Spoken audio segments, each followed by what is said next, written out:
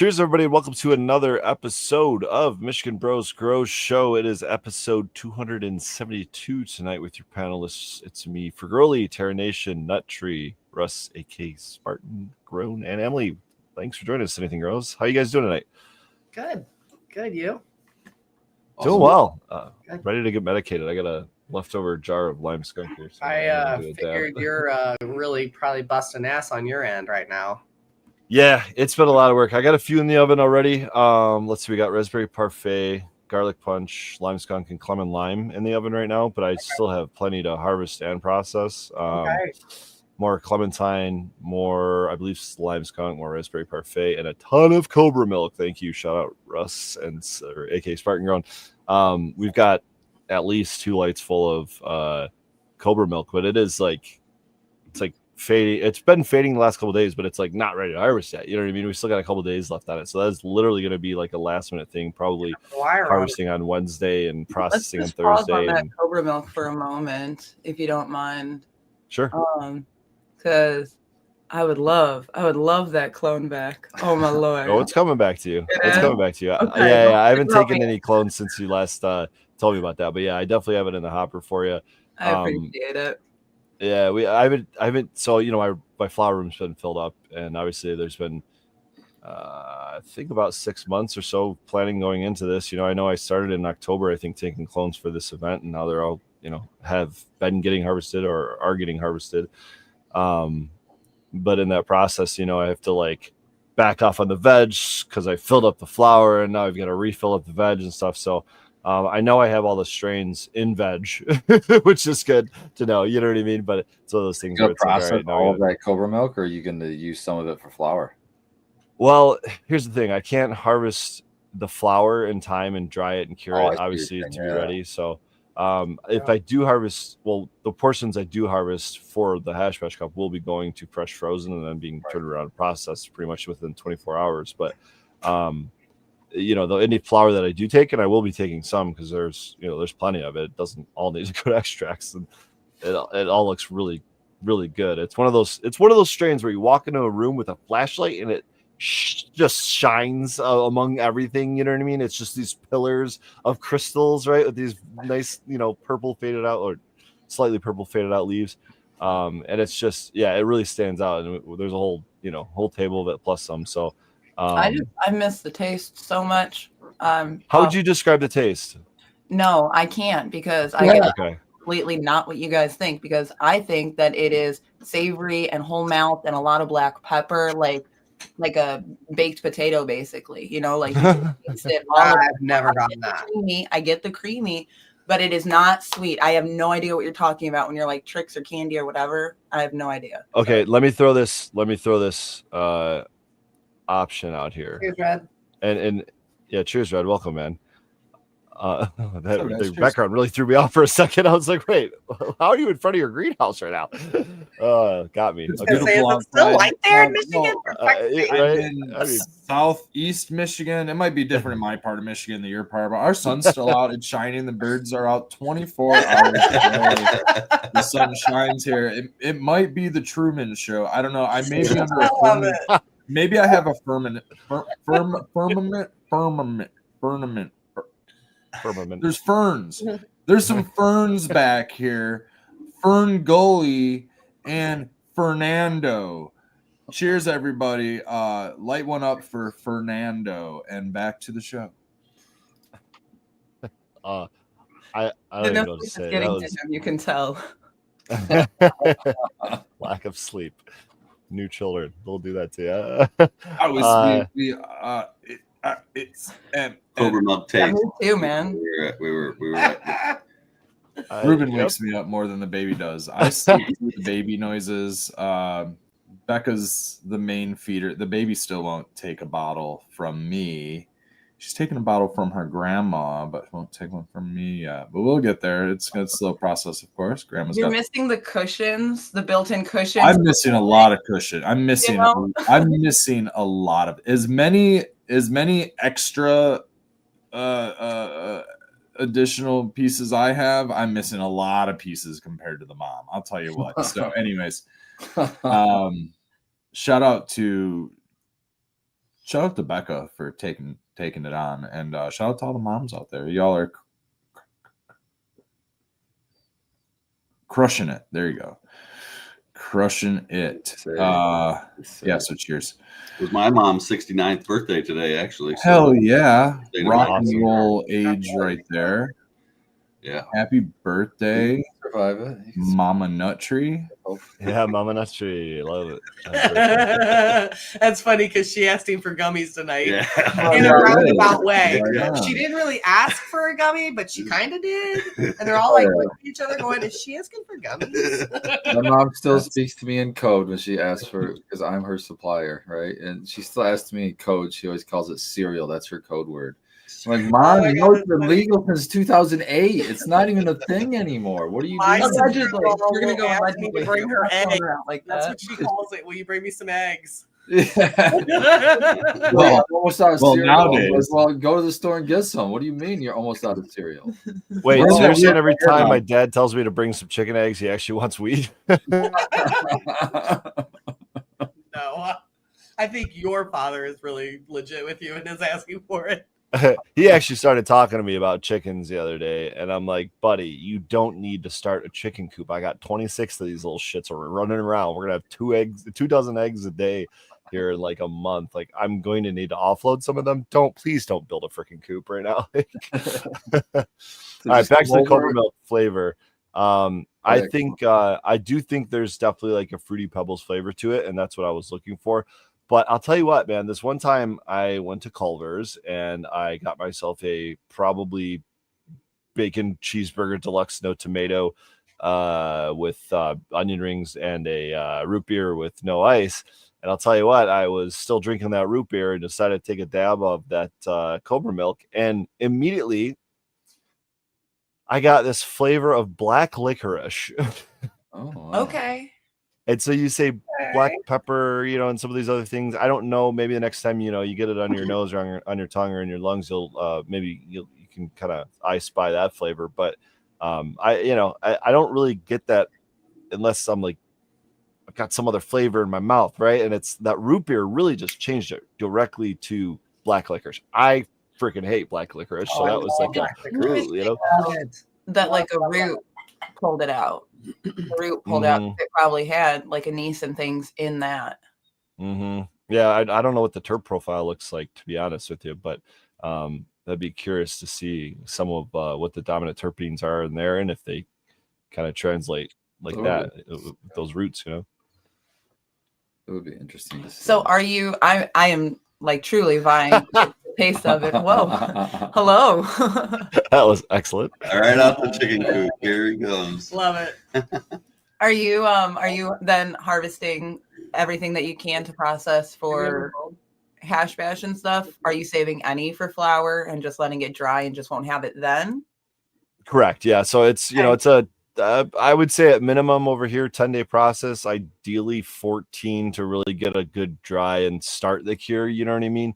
I think once I do like a stem dry and really it's a partial cure on the stem too. I kind of stole it from Red Setter. He does like a tote curing method, if you will. And that's kind of been my go-to.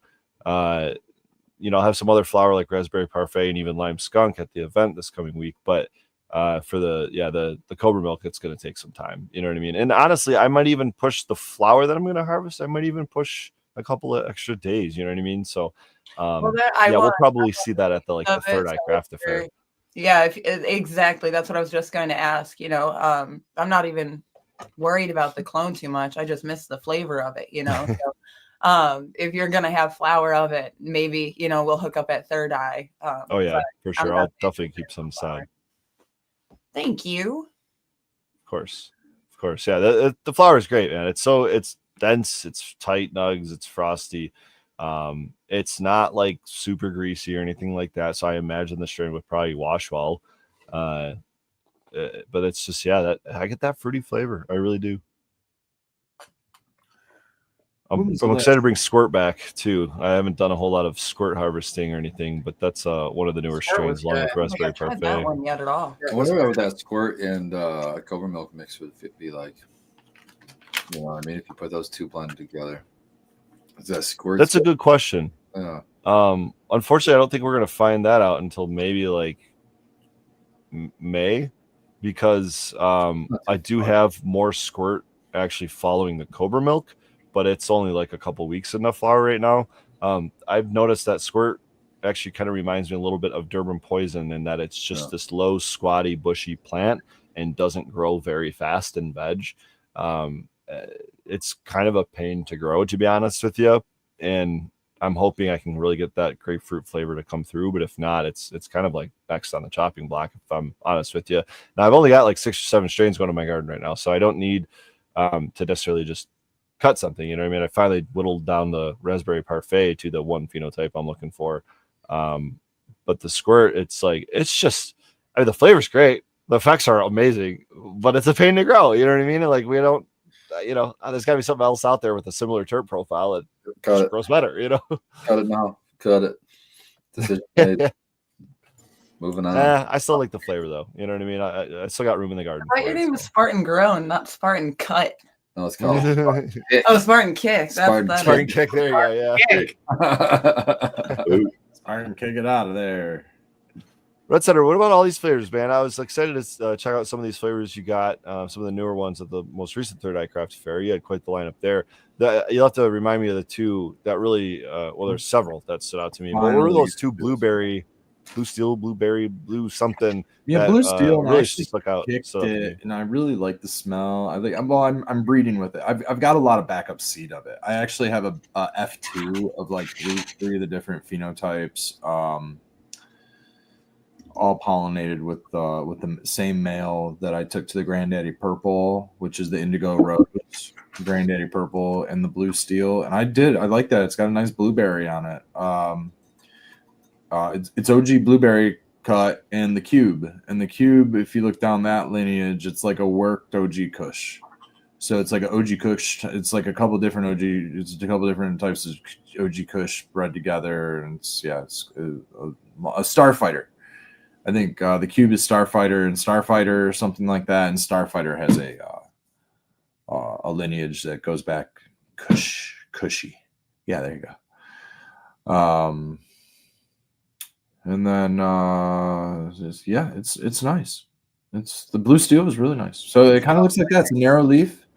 All of them are really. One of them has a one of the varietal that I almost kept as a keeper, and I almost kept. I just have too many other things that I was keeping. So we'll get into the other stuff in a second. But the reason I did get rid of it was just because I just have too much other stuff, too many other varieties. I like having a plethora of varieties, but if I don't necessarily care to smoke it, I don't necessarily care to chop it either. It is nice to have a plethora of varieties. Like I said, I have it preserved in seed stock, so I can go back into it. But the all the other genetics just kind of take precedent over it. A lot of it is just experiential. What I'm seeing leave the table. That's one of them that does. But also there's other stuff is in higher demand anyways. And the way that the market's working right now, having too many things on the table is great for a dispensary to have a ton of options, because there's a lot of competition between dispensaries and they need to set themselves apart somehow. But you get glossed over eyes really easy and really fast. Some people aren't ready for an overwhelm. Like, they're already overwhelmed because there's a ton of different vendors in one space. The last thing you need is to have 10, 15 different varieties on your table for them to also have to take up their time to, which is a good thing for some people. They love it. Some people love the pheno hunt aspect. They like the flavors. But some people, you can just see it. They're just like, it goes one of two ways. Huh? What's that? It seems like it goes one of two ways. It's either overwhelming because there's so many great craft strains that it's hard to choose from, or you're like a kid in a candy store and you're like, I just want some of everything, yeah, totally. And then I want some of everything. People end up making it life really difficult because they're like, can I do like 2 ounces and get like an eighth of everything? You know what I mean? And it's like, yeah, I'll have to. I do deli, so deli and out a bunch of part eighths. of it, right? I like to be accommodating to most people. I could turn them down and say no quarters, and they'd probably happily accept. Okay, well, I'll just pick whatever these ones, and I'll typically do that. So, anyways, Let me say, I like the blue steel, but anyways, what's in front of me is Durban Margie, and Durban Margie is going to be staying around. I really like the drive. Was selected a couple different, and the reason I say I'm just finally getting through this pheno hunt, and it's been all years because it's been like a few different varieties of every. I'm not just getting through the first round of the pheno hunt. I'm getting through the final selections of the pheno hunt. Like I've actually gone through the pheno hunt was like late last summer. It had to like put it to the market, get it to the test, and a lot of stuff was like so many like seven different rainbow belts that I had to like run 2 different rounds of rainbow belts because I still have to keep like okay if you're thinking about a bar line up, if you're sitting at the bar and you got a lineup of beer handles right there, they're gonna have the stables. Generally, the stables are Miller Lite, Bud Light, Coors Light, this maybe High Life or something like that. They might have a stable of Sam Adams on there, or maybe a Bell's or something. But then they're going to have rotating handles, some stuff that's like maybe some new porters, maybe some new whatever. And I'm just using this as an example, but it's kind of like the same thing, keeping like one side of the table fresh always, and like kind of keep the stables that always. Something's got to keep the lights on. Something tried true. You already know that people like it. They're already coming for it. They're actually there for that. You got to have it. They've already asked for it. And then you just kind of have other things to kind of blend in and kind of fill the gaps. You know what I mean? And hope that they're interested in that as well. So final selections go through. This all takes time. You got to keep running more cuts. You got to run it a couple times. You might not like it the first time. The second time around, realizing there's a lot of pepper coming out. There's difference in winter and summer growing times. I mean, so anyways, the rose gold, I did a lot of moonbow crosses, a lot of sweetness and pepper and some sweet and spice from the moonbow. I really like it, but the Puro Loco gave me some really nice, sweet, skunky, almost like the rubbery and then cheesy type of smells. I really like the Puro Loco. And then it kind of goes a little bit into that like rubbery plastic with the rainbow belts on more of like a sweet candy scale. But then all of a sudden, one of these rainbow belts hit me with this peppercorn after it cured. It was super weird. It's like with the leaf, with a little bit of stem and chlorophyll sitting in the jar, like this style, like, I don't know, you can probably see a little bit of leaf on there. So super sweet. I don't even get any peppercorn. And then I trim it and I put it in a jar, and all of a sudden I seal it for 2 hours and I smell it and I'm like, is this a different varietal? It completely smells completely different. It goes from sweet candy to, you guys said a pepper steak earlier. Not necessarily the steak, there's still the sweetness, but okay. But then you leave it open and it's almost like opening up your coffee when you're doing a pour over. It's like it opens up. You leave the jar open for 30 seconds, and all of a sudden the pepper almost fades completely, and what comes back is the sweetness again. The Rainbow Belts, that one variety at least, is super bizarre, and it was not going to be the keeper, but I'm almost tempted on keeping it because I'm hella tempted on this Caryophyllene. It's wild when it's almost like a monoterpene fade, super fast, like it's just there, like, but it's also a total sesquiterpene because it holds in some of the cured stuff that's been just sitting on the shelf, like the rose gold. The longer it sits, the more peppercorn it gets. It's really wild. I haven't really gotten that route on the Rainbow Belts because this is the first time I've even smelled peppercorn on the Rainbow Belts. And I'm starting to think that, like, originally I thought that I accidentally grabbed a jar that I didn't wash out that had rose gold in it. I was like, oh, this must have been an old jar. So I dumped it out and put it in something else. I'm still thinking maybe there was a rose gold nug or a branch or something that I got mixed up, and I don't even think I ran it at that. I don't taste pepper when I don't taste any pepper when I. And you get a sweetness. See, and so it's twice now. So. That initial burp off. I don't know what it is. Maybe but I did smell what you're talking about yesterday. 100%. I totally did. But then once we left it open and then you gave it to me, I was like, oh, I don't smell that. It's been 3-4 weeks, and it's been at least 4 weeks since I caught it. I mean, it's cured. But right? I didn't hate smelling that on it either. That wasn't, you know what I mean? So that wasn't anything that like just made me not like what it was at all. I really liked it. No, it added to it. I was just like, what's this? if it doesn't make you sneeze, because it kind of gives off that peppercorn. If it doesn't make you sneeze, it's a dank smell. Well, the Rainbow Belts is kind of skunky, so I kind of like it's like a sweet sour candy. I absolutely love it. I know it's been probably a hassle for you to go through everything, but bless you. I love it. I mean, like, I've got some stuff that's still stashed because I don't think that it should, be on the top end. So I'm not even like, it hasn't even been my priority to like trim it yet. You know what I mean? So it's going to end up getting discounted at the next couple events. Thank God it's like 420 and there's a good demand, and there's hash bash coming up and all that stuff, and we can get through a lot of this back stock. But I'm smoking the Apollo 13 right now, and I am just loving it. I'm glad you like that, Tara. I am nose drawn to it too. immediately, just immediately. And I took a nap earlier on it. Nice. It's got an awesome headspace. It's like got me out on the front porch asleep with the dogs. Nice, dude. Yeah, it's good day nap weed for sure. It's not like something that really makes you sleepy. It's good. It's like relaxing body and like high end mind. It's really nice. Definitely really enjoy it. I'm so glad I got it. That's a P75 Ingenious. It's a bunch of old genetic. Like those seeds alone were a decade old, and who knows how even old they were when I got them. It's Moda Reb. I think definitely it's all my body. It's my whole body is affected. It's definitely it's a good one for me. It's a nice smoke. It's funky. It's just like super cheesy and skunky, and it's lost. It'd never be back. I'm done talking about genetics, guys. I know I was talking about the Rainbow Belts. I mean, I'm not talking up the Rainbow Belts, guys. I'm just saying that it exists. It's just something. I don't even know about it. It's whatever. Yeah, they're all whatever. It's all whatever. It's all nice. I like it all. It's decent.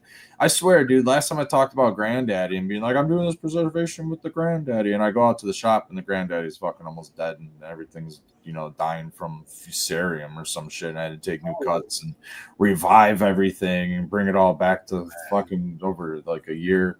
Thank God I was going through a pheno hunt, so that didn't really matter. Another time I think I was bullshitting talking about the Rainbow Belts. I almost lost that, or the Rainbow Driver. I almost lost that one. Then I'm talking to my homie about the Apollo 13. I'm like, dude, you really got to check out this Apollo 13. I'm going to get you some cuts of this Apollo 13, blah, blah, blah, blah, blah.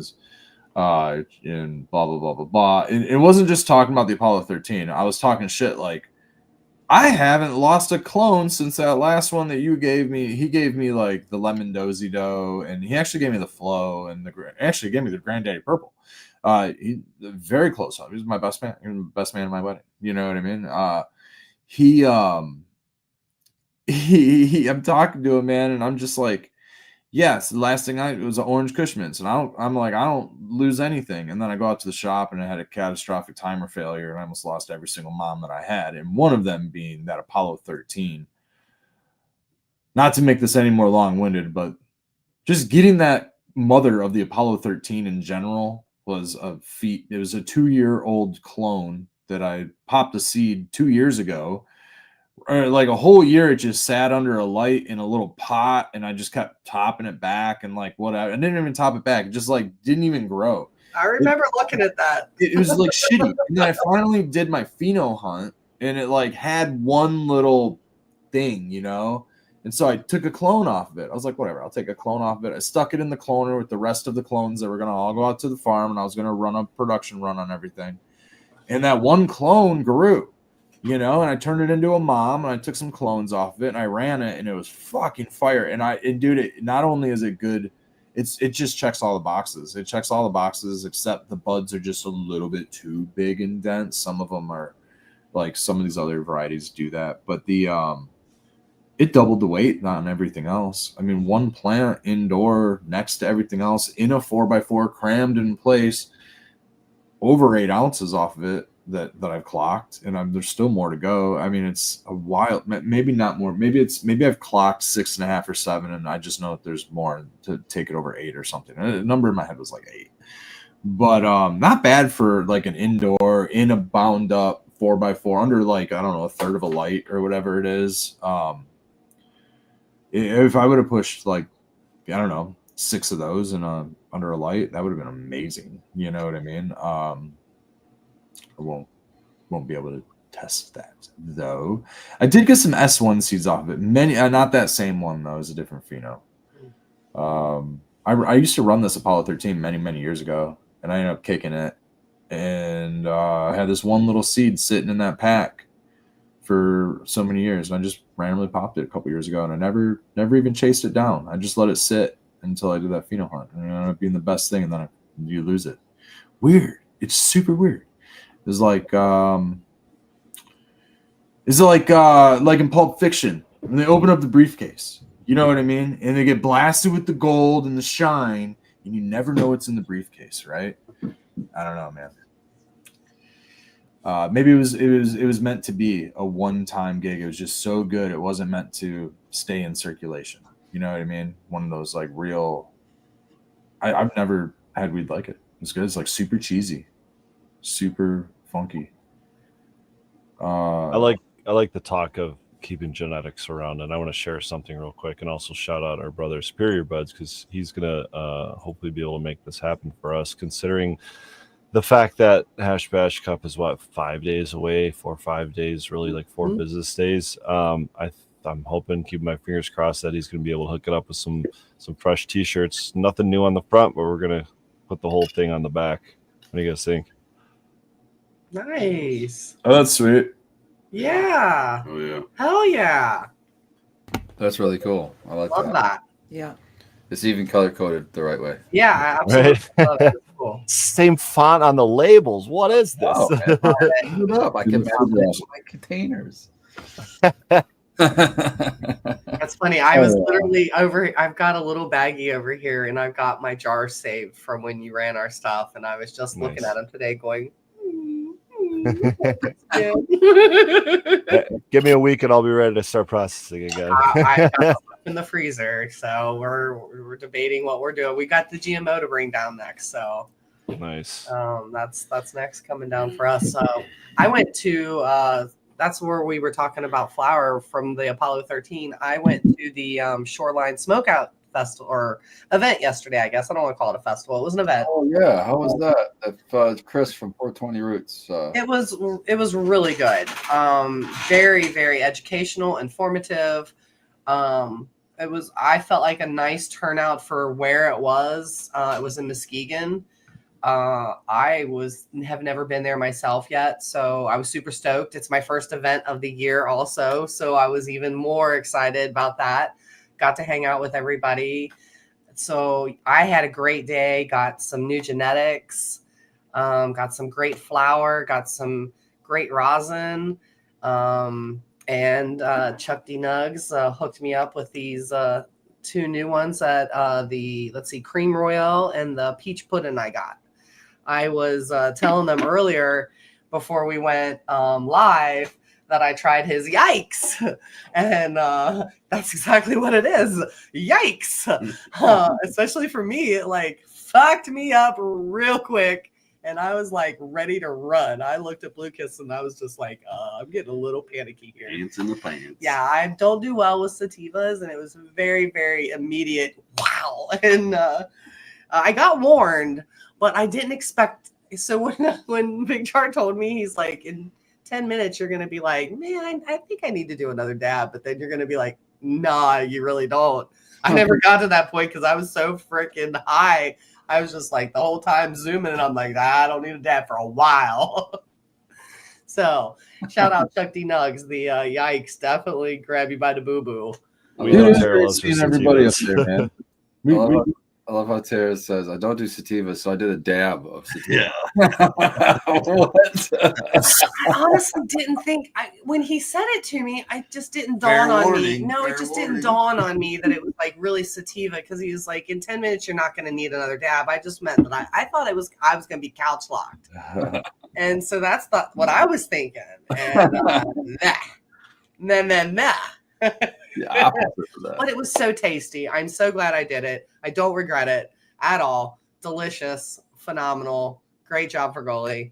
Always, definitely really great. And fire in, fire out. All the credit goes to the grower. The Cream Royale is my definite speed. I just say that listening to y'all talk about these delicious sounding flavors, is kind of hell because what I've been fucking dabbing on, I mean, shout out Trichome Forge because it's great dabs and the high is awesome, but it's the Dirty Taxi and it tastes like a fucking Dirty Taxi. No, I fucking love it, girl. Oh my gosh, I couldn't wait to stick my face in it. I was just like, yes, yes, yes. Last Oh. night, You have lived an interesting life for wanting that flavor. loved it.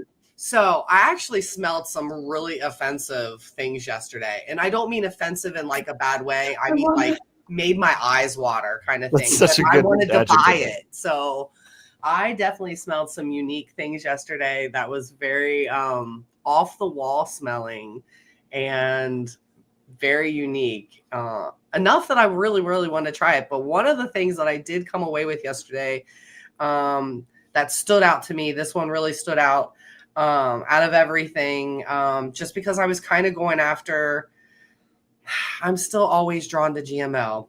Baked and I think we're going to always go back to GMO. It's just us. And I love RS11s. I love the G33. I love rainbow belts. I like all that kind of fruity. I like that stuff too. I love that stuff. But Geo Melts, shout out Country Roots, was the Breath of Michigan Soul Source Organic Melts.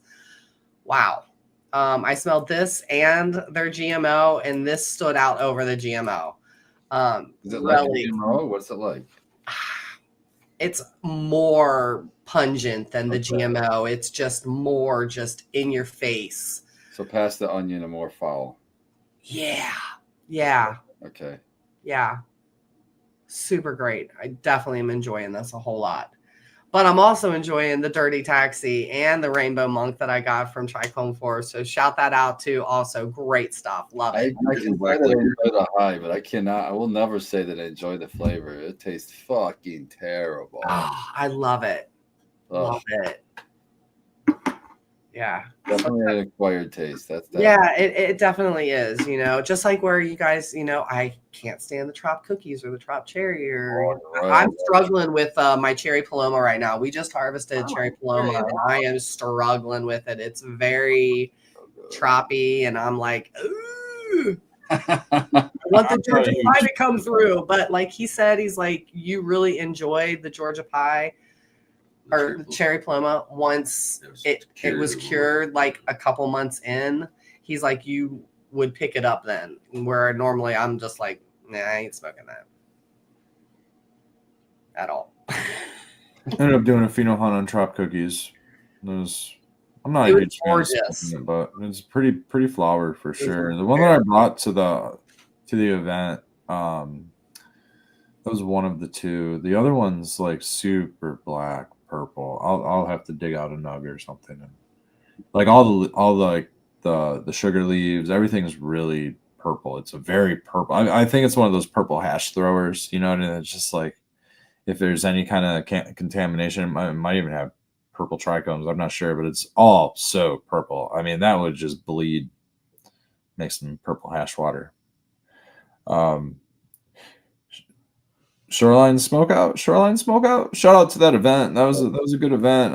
It's nice to be on the west side of the state. Haven't been on the west side of the state all year. I think the last time I was on the west side of the state was for Gems and Genetics in October, but much further north, even though Muskegon is kind of like the dividing line up north, down south of that Michigan zone. You know, you start getting a little further north than that. But it was nice to be on the west side of the state. If it was a little earlier in the day, I would have probably hit one of the amazing state parks in West Michigan, all the way up the coast. There are sand dunes and state parks and places to go get your feet wet and find a Petoskey stone or a Blue Kiss took me to the lava rock. She knew I wanted to see the beaches. Oh, dude, there's such cool. There's like molten iron ore and lava rock from our old volcanic. It's just really cool. Like for me, I don't know. I'm just a nerd about that stuff, but I like it. Me too. Super cool. Get it in your toes. Outside or inside? What was the event you guys went to? Was that? It was inside. It was inside. Oh, that's cool. Yeah. Oh, fuck yeah. I was actually thinking about it. Like it dawned on me the day before that it might be outside. Yeah, that's what I was just thinking. I was like, wait. It's like kind of getting to be that part of the year. Thankfully not though, because it is still very humid out when it does like do the like, you know, when we have like rainy weather and shit like that. It's terrible to fucking when it's cold and rainy because the humidity spikes so hard. Like you can't open your jars, like it gets like soggy and mushy. It's just fucking a bad experience overall for everybody. But the event was inside, and it was really great to see Tara come out, Blue Kiss come out, a Big Jar and Chuck D's Nugs came out. And we were sitting right across from Strangely Rooted, and on one side we had Michigan Turp Farms, and on the other side we had Tommy Trichomes, and a lot of familiar faces, like from the vendor wise, from the Fledge, from the Third Eye Craft Affair. It was great to see Country Roots, Chris from Country Roots, and you know, he also was the main promoter behind the event and did all of the a lot of the organizing, and a really nice aspect of the event. And it was captured as well. Shout out to Organically Blunt and his channel. I'm not sure if he's listening in, but he captured a couple hours worth of. They had a nice panel of growers up there. Off the top of my head, like I know Nick Risden was up there. I might have said that totally wrong, but I think No, you said right. That's his name. Is that right? Lime Rising Farms, I believe is what he's one of the Dem Pure guys. I believe his farm's Dem Pure, but he runs and if not, he's on that type of ideology, you know.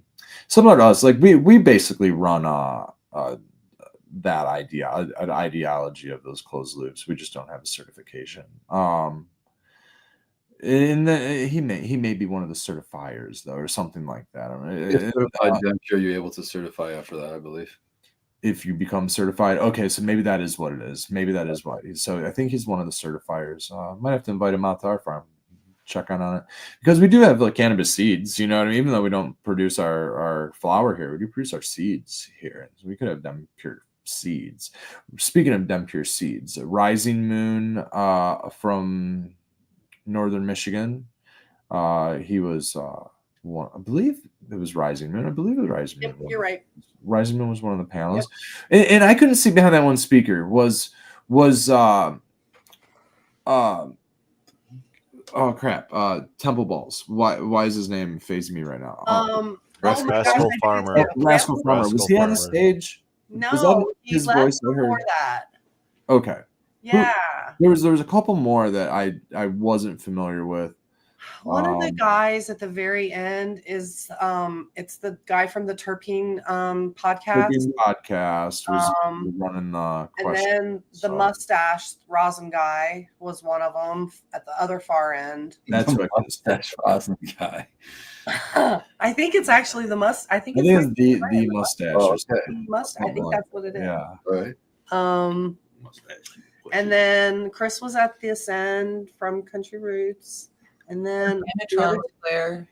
I think Organic. No, he was at something with up at Vehicle City for Rosin Rivals. Okay. Yeah, that was going on the same day too. Okay. There was a few things. That's the other thing. We're getting to that time of the year where things are all going to be going on again. Yeah.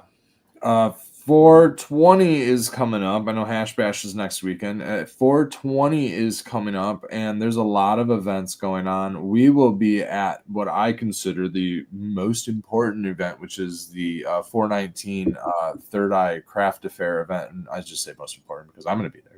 We'll be there. So yes, I will be there, and I can. 419 at the Fledge is not good. I'm sorry, 419 in Lansing is not going to be at the Fledge. No. There we go. Not at the Fledge, location. but very close. Nate told me it was like 8 minutes away, so call it 10 minutes. Not even. It's okay, 5 minutes. It's less than 5 minutes. It's less than 2 miles. It's right down the street. So park at the Fledge and go for a walk, I guess. You know, fuck it. If you're gonna go to the Fledge, you know. It's totally nice. Almost 420, and I think that a lot of people held off on 420 because that is Easter this year, and that's a big family day. That is with our family, at least. I'm definitely gonna go see my family over working an event, you know, unless it's of course life and death or something. And usually I mean, working ham and events cheesy is pretty much potatoes. like that, but say that again for Goalie. I'm Yeah. sorry. I said ham and cheesy potatoes. Twist my arm. Give us a Dude, double eggs while we're at it, I'm dude. all down for a Ooh-wee. family dinner. Fuck yeah, everybody. The potlucks, the family potlucks are the best. But yeah, so a lot of events going on. I know that there's an event going on in Vehicle City. I think there's another event going. I think there's at least 3 going on that weekend or something like that. But then we have another one in May. But we'll get to May. So next weekend, however, is Hash Bash. I don't want to get there yet. We can get there at some point. Sure. We can go to that round unless we're still on the other stuff. Why don't you give us a quick, because Yeah. you could explain it better than anybody, Red, I think. And I got asked this question. I mean, we're still talking about the smoke out. Did I say that panel of growers, they had like a talk? They did like a 2-hour discussion on answered questions on growing, and I don't think you said that. No. I don't think I did. We were just trying to figure out who was there. Anyway, what was they had a Wow. it was like a little seminar. It was kind of cool. Well, yeah, they talked about living soil, growing methods. They talked about problems with your plants. They talked about washing your plants if you want to wash them.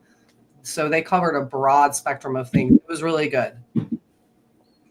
Yeah, that was really, really nice. Well worth my $10. Sweet. That's And the cookies were bomb. I don't know. I forgot to figure out who had those cookies. But I remember seeing the number 13 on the bag, but I don't remember anything else about it because they were so yummy. It like went down the hatch real quick. Lucky number 13. They were so good. I got this Not Your Mama's oatmeal cookie, and it was like an oatmeal cookie. There you go. Cookies. It was a cookie on steroids. It was delicious.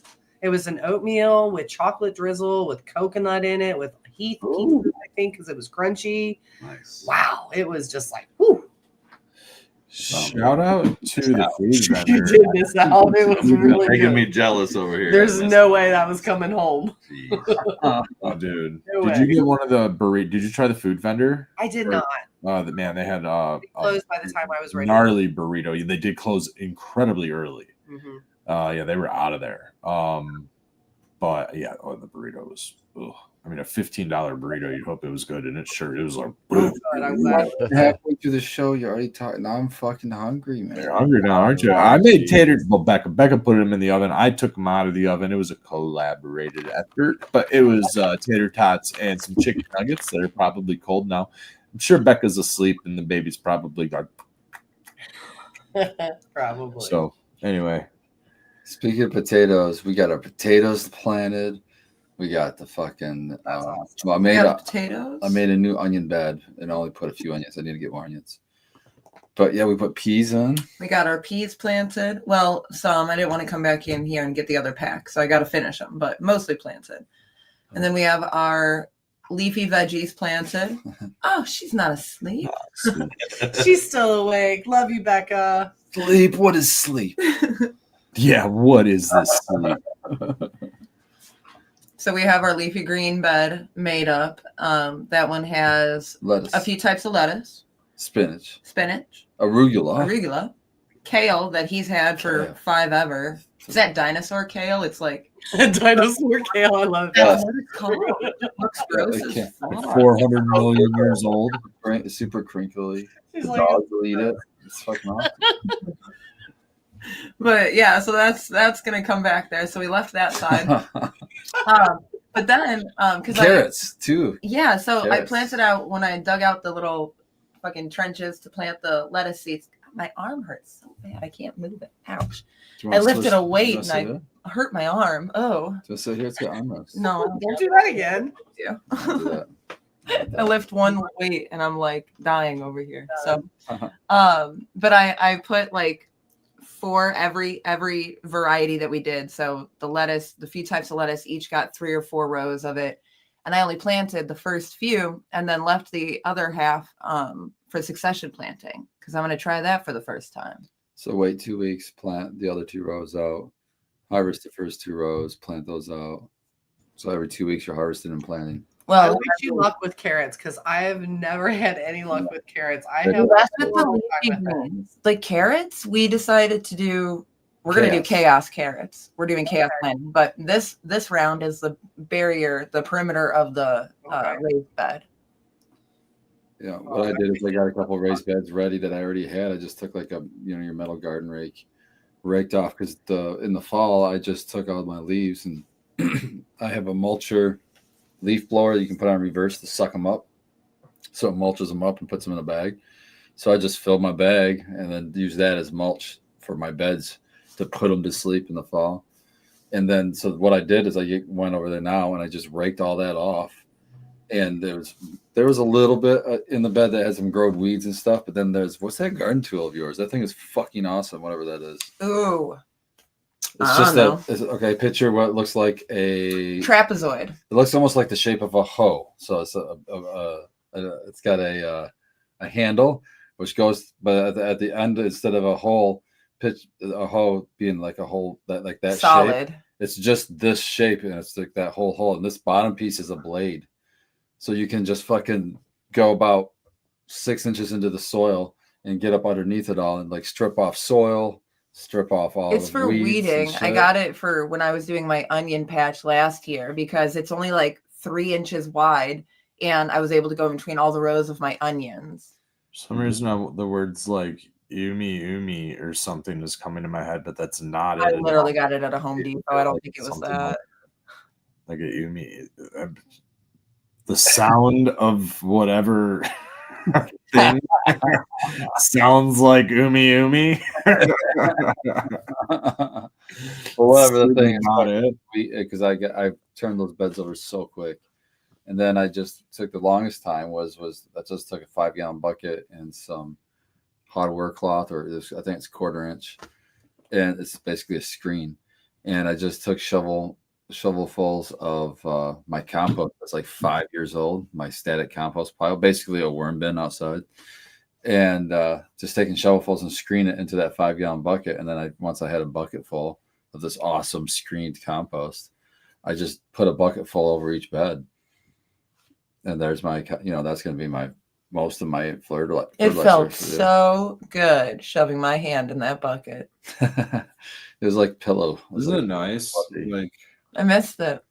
Yeah. When I first went out there, I was like, where are the tools at? And then I didn't want to go look for them. So I was like, okay, I'll get my hand dirty. And then I didn't mind it so much. Dirt don't hurt. So we still got more to plant, but it was cool to get some stuff done. Our compost pile finally thawed out. I was able to stick a pitchfork in it the other day. I was like, oh, there we go. Yeah, that's all I was waiting for. Tons of worms too. I've been noticing in the soil too, getting all kinds of worms. So that's a good sign. Real quick on the worm note, yeah. I saw something for the first time today that I haven't seen before ever in the 4, maybe close to 5 years of raising chickens. One of my bantams pulled a worm out and ate it just like a robin does. And I've never seen one of my chickens eat a worm like that before. I just saw it go boom and pull the freaking worm out and just, and I'm like, that's not a robin. That's one of my bantam chickens. I don't know if they're learning from each other or what, or if you've seen that, Red, but that blew my mind. Sorry. I haven't seen him pull a worm. We have a lot of worms. I don't know. I don't pay too much attention. I've seen them like snatch bugs out of the air and stuff like that. They like to do that stuff. We have robins in our yard the size of chickens. I mean, they're everywhere. Do you have bantams, Red? Bantam robins. Bantam, yeah. No, we have like barred rocks and sex links. Rhode Island Reds. Oh, this is the chicken connoisseur over here now. I'm learning more and more. It's like, do you know all these different kinds of chickens? And I was like, no, I don't. There's many. Shit ton. No, we just got the egg layers. Yeah. We got a couple bigger chickens. I think the barred rocks, maybe. I think what was gross is he told me he can tell when they're meat chickens compared to an egg laying. He said that there's a different. I was so grossed out. I was like, ugh. different. Cornish hen. We can just smell the Oh, Cornish hen. I don't think across. it was like, I don't know if I can eat chicken now. I mean, Meat hens smell like chicken nuggets. The chicken nuggets. you got to. They exist. Unfortunately, they only live for 60 days. I didn't know that though. So I've They grow so definitely fast. learned They a grow lot. fast as hell. They grow so fast they'll outweigh No their idea. bodies. You know, they disease I and know. they disease too fast. They're very fragile. They're like, yeah. They taste delicious. Mm. There's a Chicken- not so like there's another meat bird that's used, but it takes a little bit longer than 60 days generally to raise. They usually take Turkey? 90 days or something. Yeah, No, it's another chicken variety. It's just a more natural variety. It hasn't been plumped up the same way that the Cornish hen has been bred. It's been bred to like grow so fast. Like it's very similar to some species of cows. Like they've kind of done it to cows too, sadly enough. But cows normally would live, 20, 30, 40 years. But a few of them, if they live any longer than 2 years, they will get so big that they will die of disease. that Jersey Giant 13-pounder. Holy cow! Freedom Rangers are good. Freedom Rangers take a little longer than the Cornish cross, but they're supposed to taste better. I might be thinking of those Freedom Rangers. What about the Jersey Giant, man? He's 13 pounds. That's fucking huge for a chicken. I don't know. That's. Ugh. 4 to 6 weeks though on the freaking. I'm Cornish not. cross. I don't do eggs at all. So So I don't even. I don't buy eggs for myself. I don't eat them at all. So chickens to me are more just a meat thing. So when he said that about them smelling different, I was just like, that's weird. What do you I mean? just I don't know. I just expected them to all smell the same. I mean, why should it smell different? Because it's going to be it's going to be a meat eater. Excuse me. I don't know. People smell different from each other. Why I would don't know, And, just and it seemed might just be weird. that Cornish cross. It's probably like Okay. it might just be that. I don't know. one. It just seemed weird to But me. Are you allowed to grow meat chickens? Like just the same as you are to get allowed to grow egg Right. chickens? Lane has. Oh yeah. Yeah, usually the municipalities say either chickens or no chickens. So they don't decide what you're doing with the chickens. So Are chickens and ducks separate? Yep. it depends on if you live in like the city limits or something. You can't have guineas Yeah. or you can't have. They'll word their ordinance. A lot of times the ordinances are worked around like farm animals or like livestock, and then they'll lump like that kind of stuff under. But sometimes, I mean, with it not being so specific, I mean, ducks are kind of in a gray area. Sometimes quail are definitely in a gray area. Pigeons are in a gray, like super gray area. Like, I mean, there's a lot of stuff that you could technically grow for food that generally aren't even listed in municipal Rabbits for meat. bylaws and stuff. Rabbits, but a lot of times what they'll do is they'll encompass it all under livestock and say that like if you grow animals, whatever, doesn't matter if it's dragons and unicorns, if you're eating it or using it for any purpose of like tillage or anything, it's considered livestock. So Worms are even considered livestock. Like if you had a worm farm, which is crazy weird.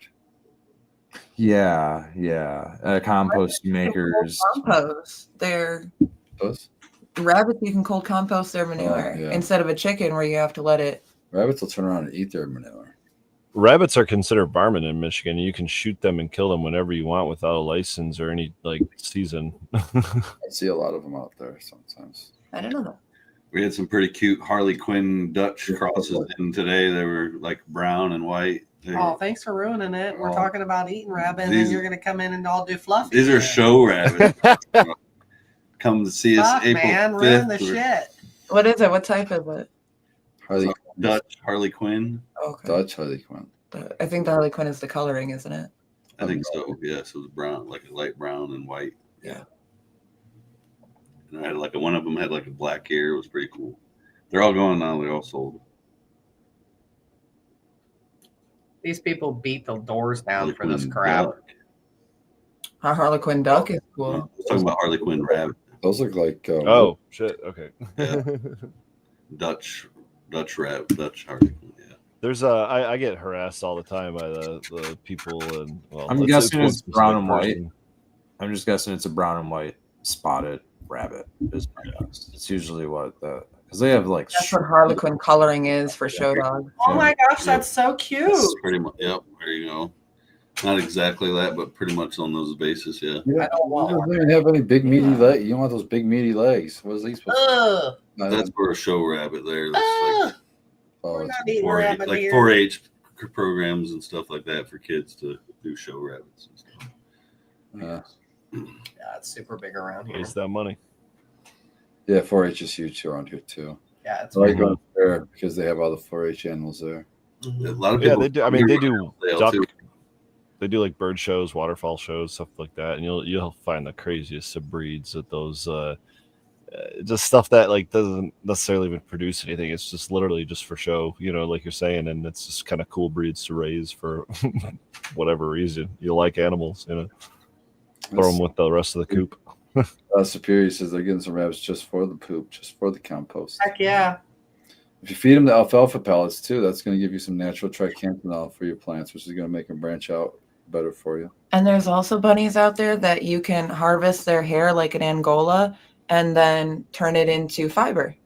Which then you can weave into. You can knit, crochet, all that stuff. Mhm. and there's bunnies that lay eggs that are very colorful. Yeah, the Cadbury bunnies. They're very rare. Hippity That hoppity. little Peter Cottontail, huh? You have to get the egg laying bunnies. It's almost Easter time. They come around this time of year. I'll Red be was so keeping funny. my eyes out for them. I love I, Cadbury eggs. I don't give a fuck if there's red 40 in them. I'm eating that shit. Their eggs usually come with lottery tickets, dollar bills. Eggs are so expensive. We were going to color potatoes this year. I thought we were just going to color the potatoes.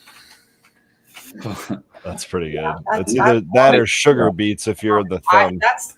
I wanted to know how many people are coloring eggs this year, honestly, because like I said, I don't like purchase eggs unless I got to make a cake or. Oh, I'm getting all my eggs tie-dyed however the So- hell I can. They're getting all turned into deviled eggs. and they're Deviled going eggs. all down. My Yes. Oh, no. I I'm ain't gonna coming to your house. Oh, Ooh. platter. get one of those. I No. love deviled Oh eggs. man. Deviled eggs are I could eat a plate. I saw earlier. A I whole saw plate earlier of a deviled natural eggs. dye for the eggs. Though you take like tea with you, paper to man. wrap around the egg, and you use beets, I think, for the reddish coloring, and then you use Beets. onion skin. You take onion skin, flake it up. Like red? Mhm. It was yellow onion, like a Oh, okay. yellow. Oh, there was Becca. I saw her. Cheers, I was mom. gonna say I just saw tie dye walking by. So I saw they crumpled up the skin of an onion, so it was like little, like that gold flaky, basically, and then put it around the egg with a cloth and tied it like a tea bag, basically, just to hold that in place. Put that into the boiling. It looked like beets. I'm not sure if it was, but it was like a deep red, and it turned it into I want to say like a teal orange almost, where The- teal was the water was boiling. yeah, it With looked the like egg it in it? was. I mean, I don't know if they just boiled it so they could drop it in to dye it. Oh, okay. Hi guys. I'm not- Hi, there she You gotta add is. vinegar too. Vinegar's an important one to set the Okay. dye. It binds it. But I thought that was cool that Yeah. it interacted or oxidized or whatever you want to With call stuff it. that you probably have laying around. Well, we don't have beets, but we could get beets. Did you say the turmeric yet? Mm-mm, no, I- Turmeric, yellow is a good. What about And, saffron? Saffron. Indigo. Indigo is a great Right, one that for crazy color. blue.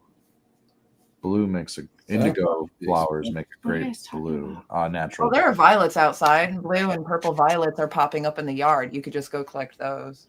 Mhm. True. I like to eat those. I saw somebody on a video the other day took some redbud leaves and crumple it on top of a yogurt. And I was like, and I guess they have vitamin C in them. Oh, And I had red- no idea that people would eat like redbud leaves, What's red like bud? the little buds that What have are on red the buds? trees. Oh, the beginning buds. Yeah, you can eat Yeah, all I of had them. no idea you could Oh, eat yeah. those. Oh, yeah. So what kind of tree? It just said it was a red It bud. doesn't matter what kind of tree because you It can was eat just them a all. red bud. I don't know. And a red bud mean like a maple or a red bud? What is a red bud? What about some Oh, anthocyanins? Got some There Yeah, we're growing those, aren't we? The purple parts. Yeah, that's so interesting. Some fun pigment right there. Yeah, super cool. What's even cooler with those lime skunk cookies down there with that icing I just saw. That's what I wanted.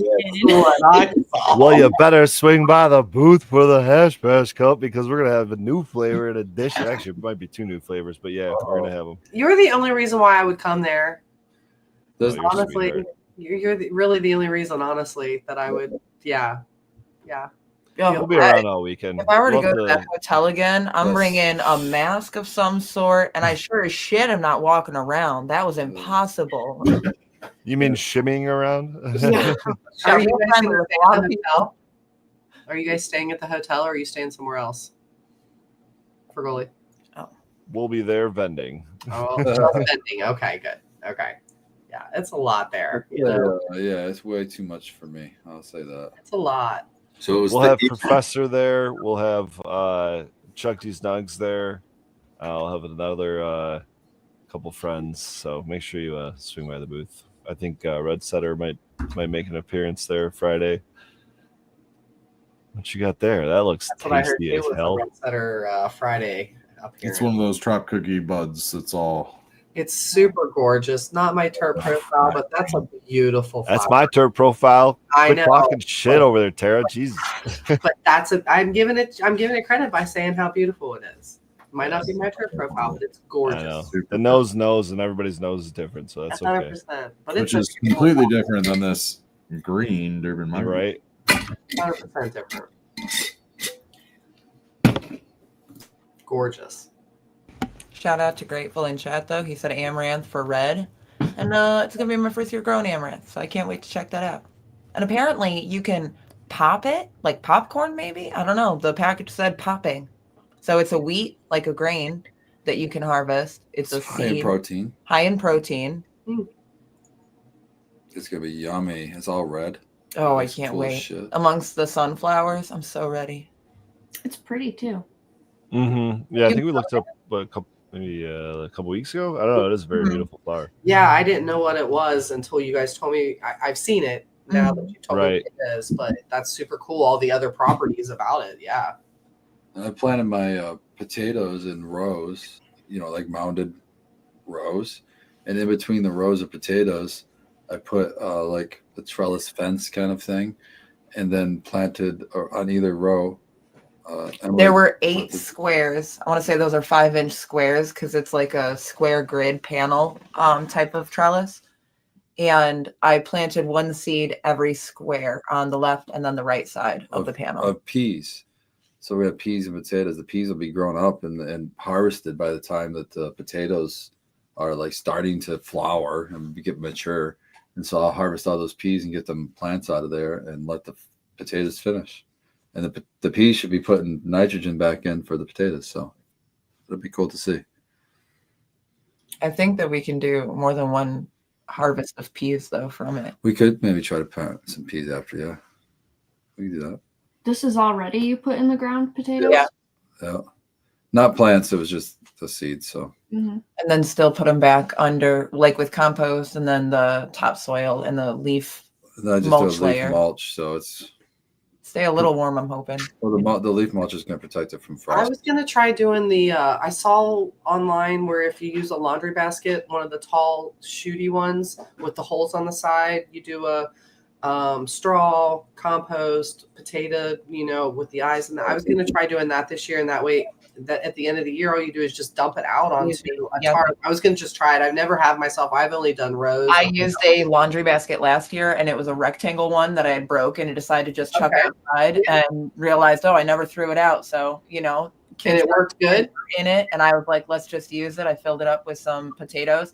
Some plants grew out the side, but because it was a rectangle, they mostly just grew up. But I was able to harvest an entire basket of potatoes. Okay. Yeah. Okay, that's super cool. I want to try it. Yeah. I love them in the ground just because you never get them all, it seems like. And so you always get more popping up at just all over the fucking place in that same area. You know what I mean? The next Well, and then would you have any that will they come up volunteer the next year? Does that Yeah, I happen? think so. absolutely. That I'm not happened. sure. Definitely have. I've had that happen in 2 years now. We find potatoes everywhere. Yeah, we have potatoes Yeah. in our yard. I'm excited to revive my strawberry bed at my house. Now that I'm back in my old house, I've got like all of my old plants back again, my strawberry patches. So I'm super stoked to get all that going. And like I'm already seeing like some grass come up in between my strawberries. And I'm like, yeah, you're gotta come out of here. Yeah, super excited. It like the basket technique, all of those like techniques, the potatoes, a lot of techniques. This is kind of like gardening wide, right? It's not just with potatoes, it's with like just about everything. But like specifically potatoes, tomatoes, and some other plants where you might get some tips and information that does work well for that species like potato, but you don't get the whole encompass of the information that says what varieties that works for. True. So like with potatoes, because it's a nightshade, it's very similar to tomatoes, which is a nightshade. And so you have indeterminate and determinate potatoes. So the ones that are gonna like stack like in a laundry basket or in like a pillar or in the ground, like the best for hilling are indeterminate potatoes. Just like an indeterminate tomato, it's just indeterminate. It just kind of infinitely forever is going to grow until your season cuts off. It's just going to forever grow and it's going to forever shoot out. In the potato version, roots, or in the tomato version, shoots. It's either going to shoot out fruits or roots. And so determinate potatoes, if you get a determinate potato, it's not going to work well for that system. Just the heads up, don't just think that you get any kind of potato, it's going to work, because you might have great luck just of the draw that you got. I think a Yukon Gold specifically is an indeterminate. I think, maybe it's I definitely didn't know that. something like that. So About the different. heads up on that. Like check out the variety, check out, make sure it's indeterminate or determinate. If Yeah, I didn't know that either. Yeah, It I know that is- last year I had done a few like there were different types. tomatoes. One of them was just like from the store russet that I threw in the ground and stuff. Those ones I didn't put in the laundry basket, but those ones I just mounded in the ground. And those ones were not, those ones didn't just grow wild. None of them that I did just kept growing like a tomato plant. So I'm going to say all the ones that I had done then were determinate, They because might have been, yeah. they just 'Cause got- usually the determinant just go bloop and you get like a pile of potatoes underneath. Yes. Okay. So that's what all of mine were then. So I did a red and a yellow potato, or it was purple actually. It was a purple potato, and that was the one that I had done in the laundry basket, and it didn't I trellis. think it's like the smaller, like the yellows, the what did you say, carousel? No, I think the indeterminate types will just mound if you don't keep going. But Okay. if you continue to mound them as they're growing, they will keep going. But most potatoes that we did last year were indeterminate, even though we put them in the I did ground. try mounding them, because I did. I only did a handful, throw them in the basket to give it a shot, and so the majority of them then went into the ground. And I did the right side with all the purple ones, and then the left side were all the yellow or white, or whatever color. I think when you start to see it stick up, you can keep mounding. Okay, And I then- only did that once to But it. you can look up every variety and it'll just indeterminate or determinate, and it'll tell you. Yeah, and similarly with the Potato. tomato, you might grow tomatoes that just grow wild and they just keep growing all year and pumping them out. Those are indeterminate. You want to trellis them probably, but then determinate tomatoes, they just grow they're a finite. It's like cannabis. Like the season changes, they flower, they throw 8 tomatoes and they're done. That's all they're gonna get. That's all you're gonna see off that plant. And you're like, why is my tomato plant done, but that one's rocking? They're just completely different varieties in that sense that they, one's like an autoflower and one's like a photo period, and that, where in all I mean, it's like that. It's not just like that. Like, gardening tips are great in context, and gardening tips are great in theory, you know what I mean? But like, there's so many hundreds and if not thousands of varietals of, like, when you talk about lettuce, like if somebody's talking about lettuce being great and it's like, oh, I grow this lettuce when it's summertime, and you're thinking you can just grow any lettuce in the summertime. Well, you want a heat resistant or a heat tolerant lettuce to grow in the summertime, or else it's going to bolt on you. So there's a lot of different varieties depending on what time of year, and also depending on what region that you live in, because blight, disease, fusarium, all kinds of different things exist, sometimes everywhere, sometimes regionally, depending on the disease pressure. And then you might find varieties that have certain resistances to certain pathogens, and depending on your seed bank. Can we just talk out our garden plan? Can I just like talk it out to you guys? So I'm so excited. I'm so excited. So we're going to have, against the back wall is like a fence, and he already has like a bed kind of built out, like a natural bed, and that's got like sage and things like that. And that's where last year, I guess not last year, but last season, I had put out a St. John's wort bush. I need to cough so bad. Hold on. So I put out that St. John's bush wort plant, and it hasn't come back yet. I realize now. Other things have buds on it, but that doesn't. So that's concerning. It might come back, yeah. I'm hoping it comes back. For $40 fucking dollars, it better come back. So It's early. Some things really just bloom later. Dude, our hibiscus doesn't come back. Our hibiscus doesn't even sprout until the end of June. Like, it doesn't, like, it's a perennial, and you'd think that it'd be out in April, and it, like, the end of June, after it's like been 90 degrees out, it finally pokes up. okay. Wild. So just a pause then. So with the St. John's wort, I want to harvest the leaves or petals. I forget which one now, but I have the book to look at. But something you harvest and make into a tincture. So how do you do that in order to make enough tincture, but also keep the plant living, but also if it takes a while for the plant to start growing, how do you harvest enough? Well, usually when you harvest a plant, especially in the veg stage, it encourages it to grow even more. Like, same thing with like the basils, and the same thing with like the like, it's like topping in cannabis. So like, try to do it before it flowers. Okay. So now would be the time to start harvesting. But I would like when it starts. Well, I would read the directions for the tincture, because sometimes they'll say harvest it at this time for the most peak whatever you're trying to get. Oh, okay. So sometimes you might want to wait till flowering, like for cannabis. What is St. John's wort for again? I can't remember, and I'm racking my brain right now. What is?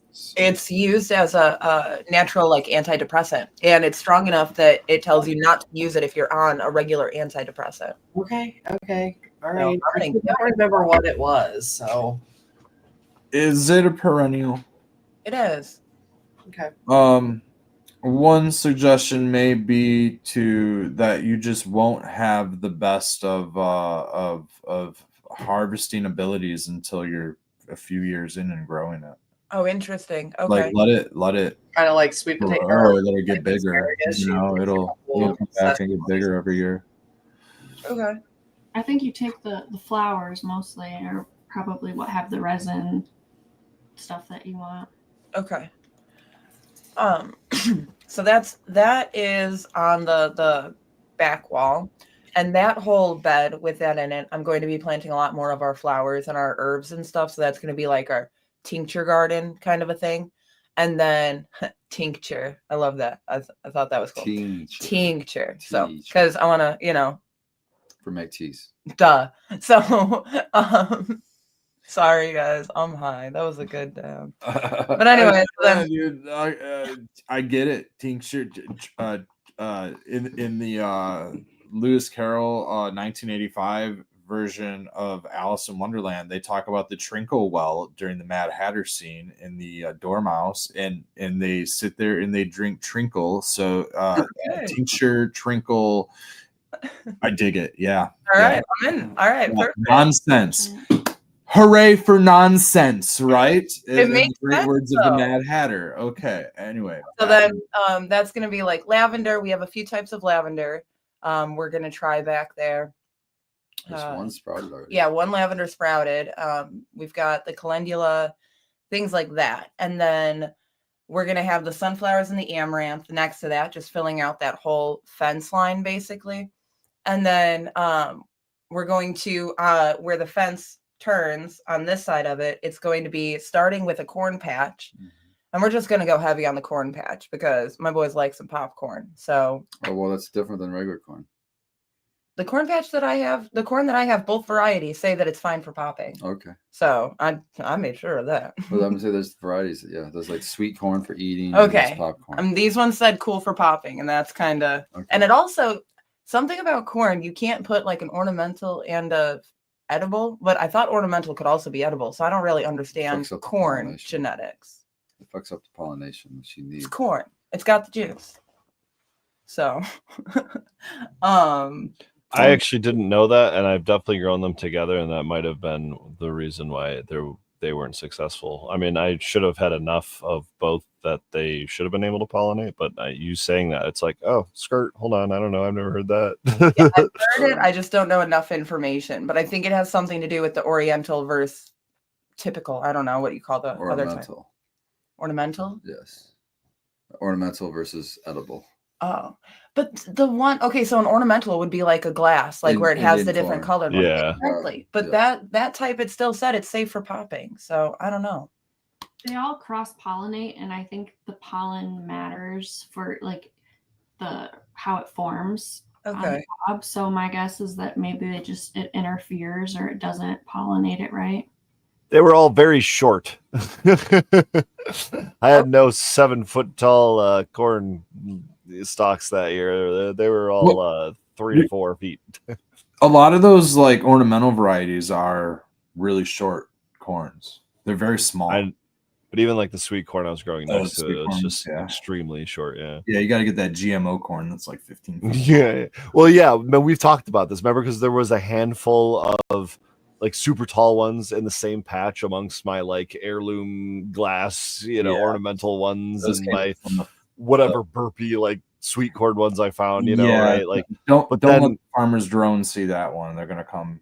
you're right. Yeah. So you Wow. warned me last time about it. We hurried up and harvested it and ate it, and it was just like store-bought corn. No, it was funny though because there was a handful that were clearly like, that came from the field next door. What the hell?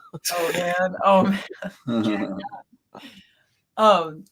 Okay, so we're gonna try corn, and we're gonna give it just try the one type, and then we have the potato bed, and that's got like the potatoes. No, the the peas. corn, back up. The corn we're doing 3 sisters. Oh, dude, you're so right. I'm stoked. We're gonna try 3 sisters with the corn, but we're doing that with more peas. Or are we doing that? No, well, we have pole pole beans. beans. We have Pole pole beans beans. and with that. squash Okay. or Oh, we have so pumpkins. many peas then. Oh, yeah. We're gonna do pole beans, and we're gonna do pumpkin or squash. Back up. What's the 3 sisters thing? Hold on. What was that? Corn. So you plant in your corn patch. You plant them a little bit further. It's apart- symbiotic a planting. little bit further apart, but you plant the pole beans to climb up the stalk of the corn. Oh, okay. And you put nitrogen back into the soil because the corn's really heavy nitrogen feeder. And then squash, and you put the squash at the bottom, and that provides all of your ground cover. It keeps your weeds down. Okay. All right. Real quick on that note before we continue on, and this I know Red can talk about this, but also Spartan. You said corn pulls a lot of nitrogen out of the soil, It's a heavy feeder, yeah. and we talked about how mulch in the past, like a heavy dose of mulch, is going to, what was it? Was it lock up nitrogen, or was it? Depends on what the Like, mulch is. If it's like wood chips, that'll lock up nitrogen because you need the fungus needs nitrogen to break that strong lignin down from the wood. Okay, if so it's heavy wood, then that's going to lock up. But it locks up nitrogen like temporarily, like a couple years or however long it takes to break the shit down. But once it's broken down, then it releases it. Bro, oh my God. Okay, so I took my 2 shoeless, sockless toddlers out to the our farming portion today, and where all the mulch was. It's like, I don't know, probably nearly a couple thousand square feet at this point of like 4 inches thick of mulch. You know what I mean? And we used to till the area, but I got sick of weeding it, and so we just kind of like started over, mulched it up, and started planting rows and irrigating it and all that stuff. Right? Wood chips. Okay. And you guys could kind of warn me a little bit about the nitrogen and all that, and we had kind of experienced some issues with certain plants, and then some plants did way better than I've ever grown before in the area and stuff. But going out there today and cleaning out some weeds and whatnot and bringing those kids out there, I got to teach them about mycorrhizae, dude.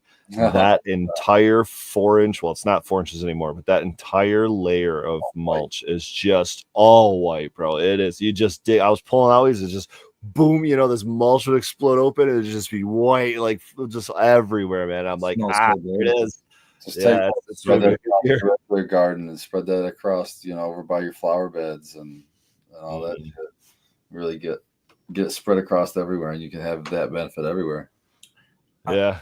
I wouldn't worry about lockout if you've had the mulch sitting in there for a long ass time. It's been a couple seasons. The thing that's like surface contact, like okay, if your mulch is on the top of your soil, the lockout's it's not really lockout. It's it's just not there. You just don't have nitrogen. The nitrogen is being used in the decomposition of the carbon, which is the wood chips.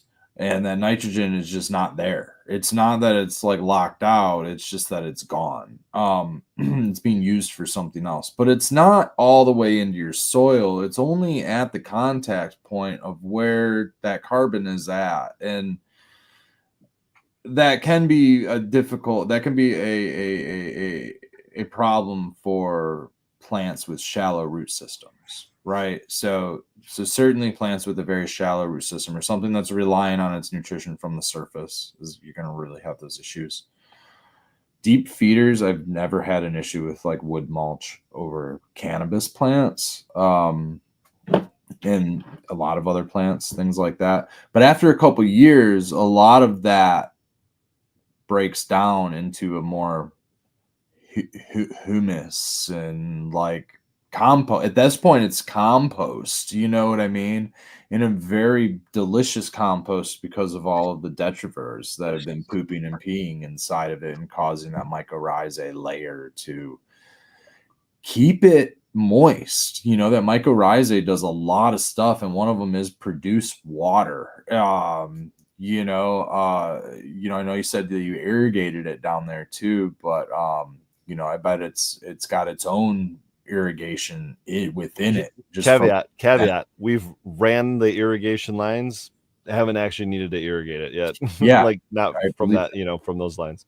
I believe that. My kids were just running around like, spray. I got the hose, and I'm like, hey, well, they ain't hooked up, but don't hit them with the rototiller. You probably wouldn't. One bad thing about tilling anyway, the big thing is break up the compaction, but it's going to do it on its own over time as long as you give it enough organic material. And you can plant things like, if you don't want to get out there with a broad fork and just like open it up with I just use a broad fork. I open it up. I can use a huge square area in very little time. It is manual laborious, but what happens when you dig and turn the soil over and over and over with a tiller, aside from the mycorrhizae that it destroys, aside from the biology aside from all of that stuff, because a lot of that can be temporary. If you just need to start a new plot and you just need to dig it up, it's going to recreate over time. That structure is going to come back. But what you do when you till up your soil is you bring up seeds that have been down in that earth for hundreds of years, covered up. You bring that shit up to the soil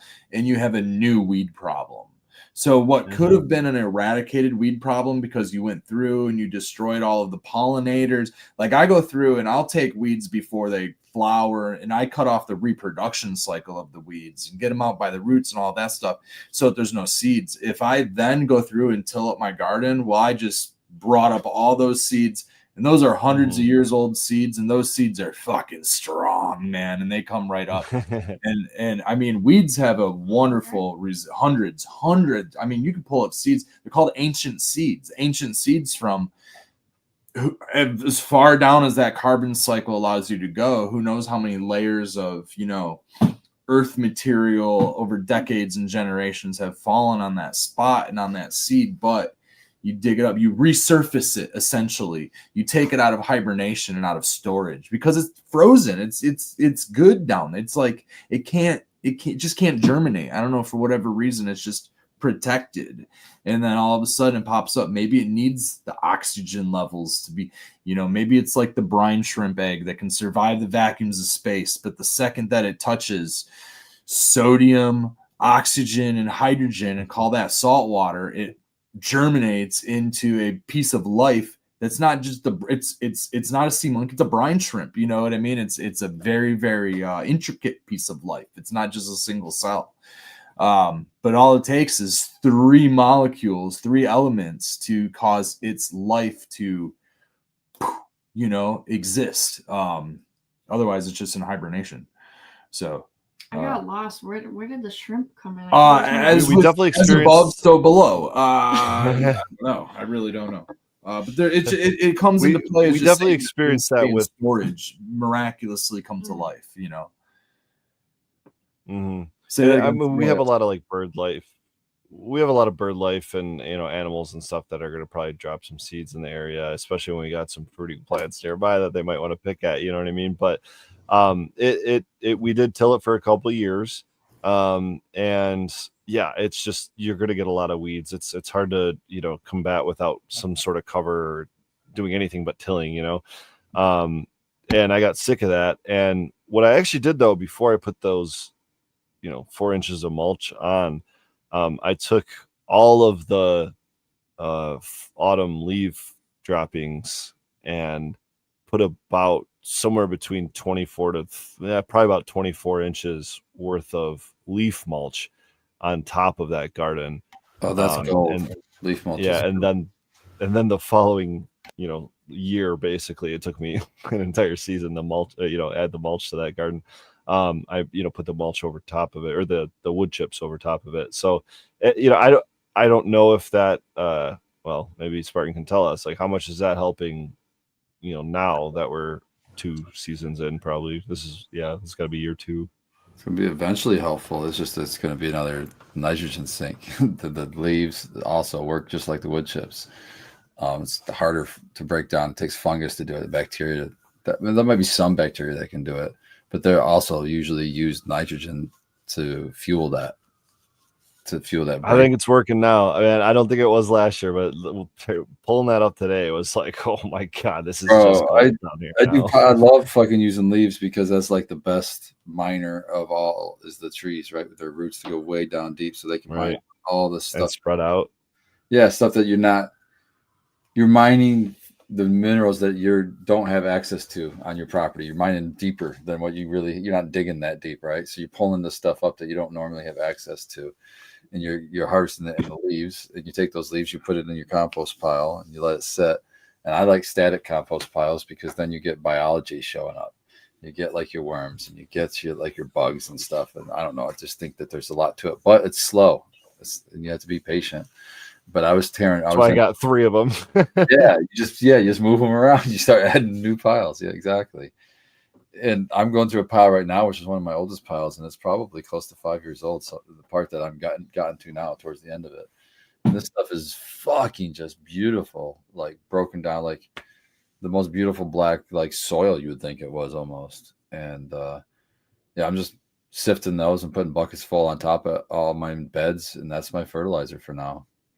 Maybe throw some gypsum on there to get some calcium back in the soil, and that's it. When you say sifting, what do you mean?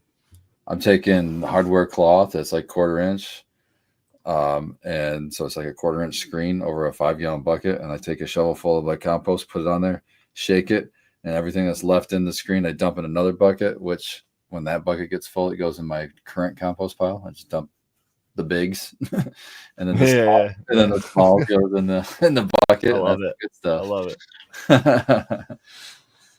Oh, we're gonna have to get like a freaking trailer with that size screen though on over here, man. We got some. Well, you can compost automate it. piles. So if you look into like the industries of like the big commercial composting or like worm composting, they make machines. They're just a big screen that shakes. That just goes like this and shakes, and you can just literally dump fucking bucketfuls into that, and it'll do all that work for you, and have a catch bin underneath.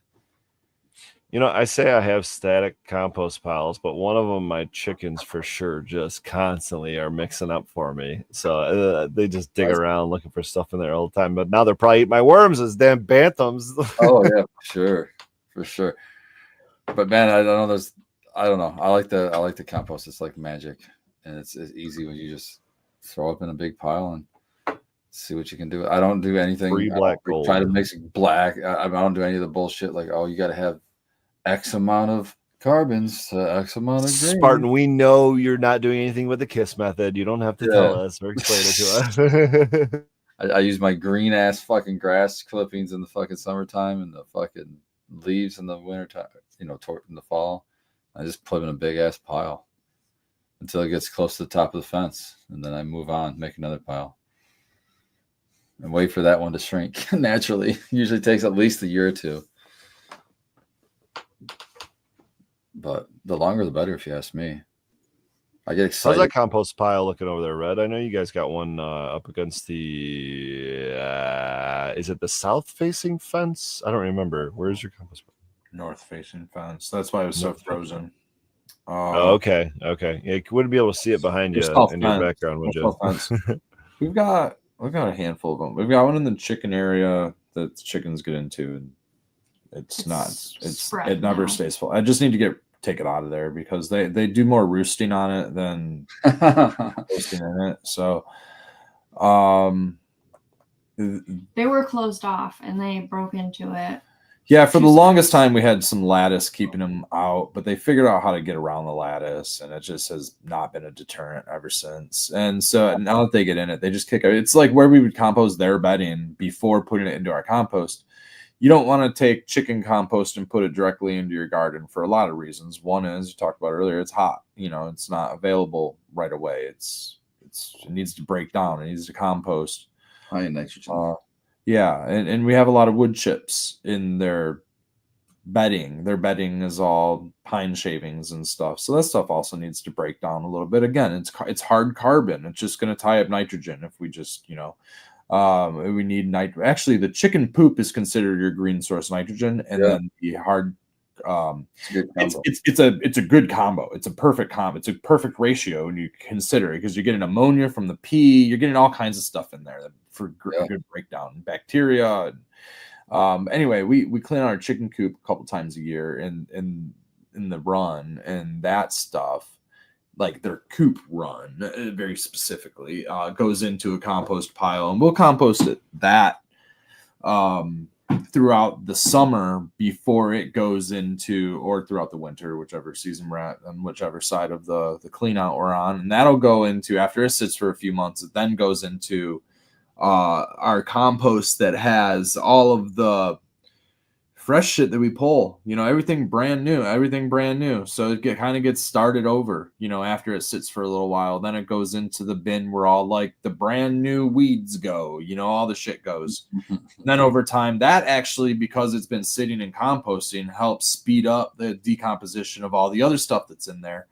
A lot of times there's hard carbon sticks and shit like that in there. A lot of that chicken poop helps take care of that. Fresh grass clippings I don't just toss right in the compost, because it's all green and all you get is a big hot pile. So a lot of times fresh grass clippings I scatter, and a lot of just weeds and stuff. A lot of times I'll take weeds and I'll let them sit and dry out in the sun and turn into brown. You know what I mean? It's all going to depend on what I have available. If it's the middle of the summer, it's all wet and green. You know what I mean? You need to let stuff die if you want any brown. So you kind of got to let stuff kind of die off. Make your own browns or use paper if you can. And I don't like to bring in any sources of. I don't like to bring in any inputs unless I have to. You only have, Hardboard I'll bring in, you but only have to do that if you want it to break down quickly, or you can just say fuck it and stack it up. Bringing stuff in. oh yeah. And but I like the mixing of stuff, and then from there it goes into a compost pile where it gets turned. And I don't do any, I don't turn it according to it. I don't turn it according to a program or any type of a schedule. I'll just turn it when I feel like it.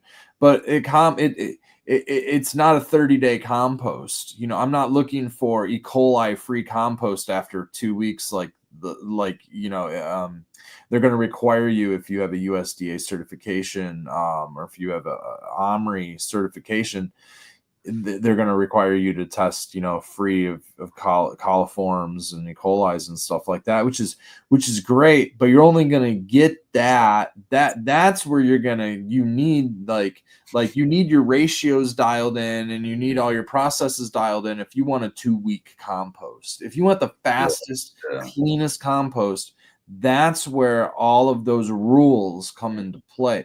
If you have 5 years to just fucking build a pile, put whatever the fuck you can put, all your old dead animals in it.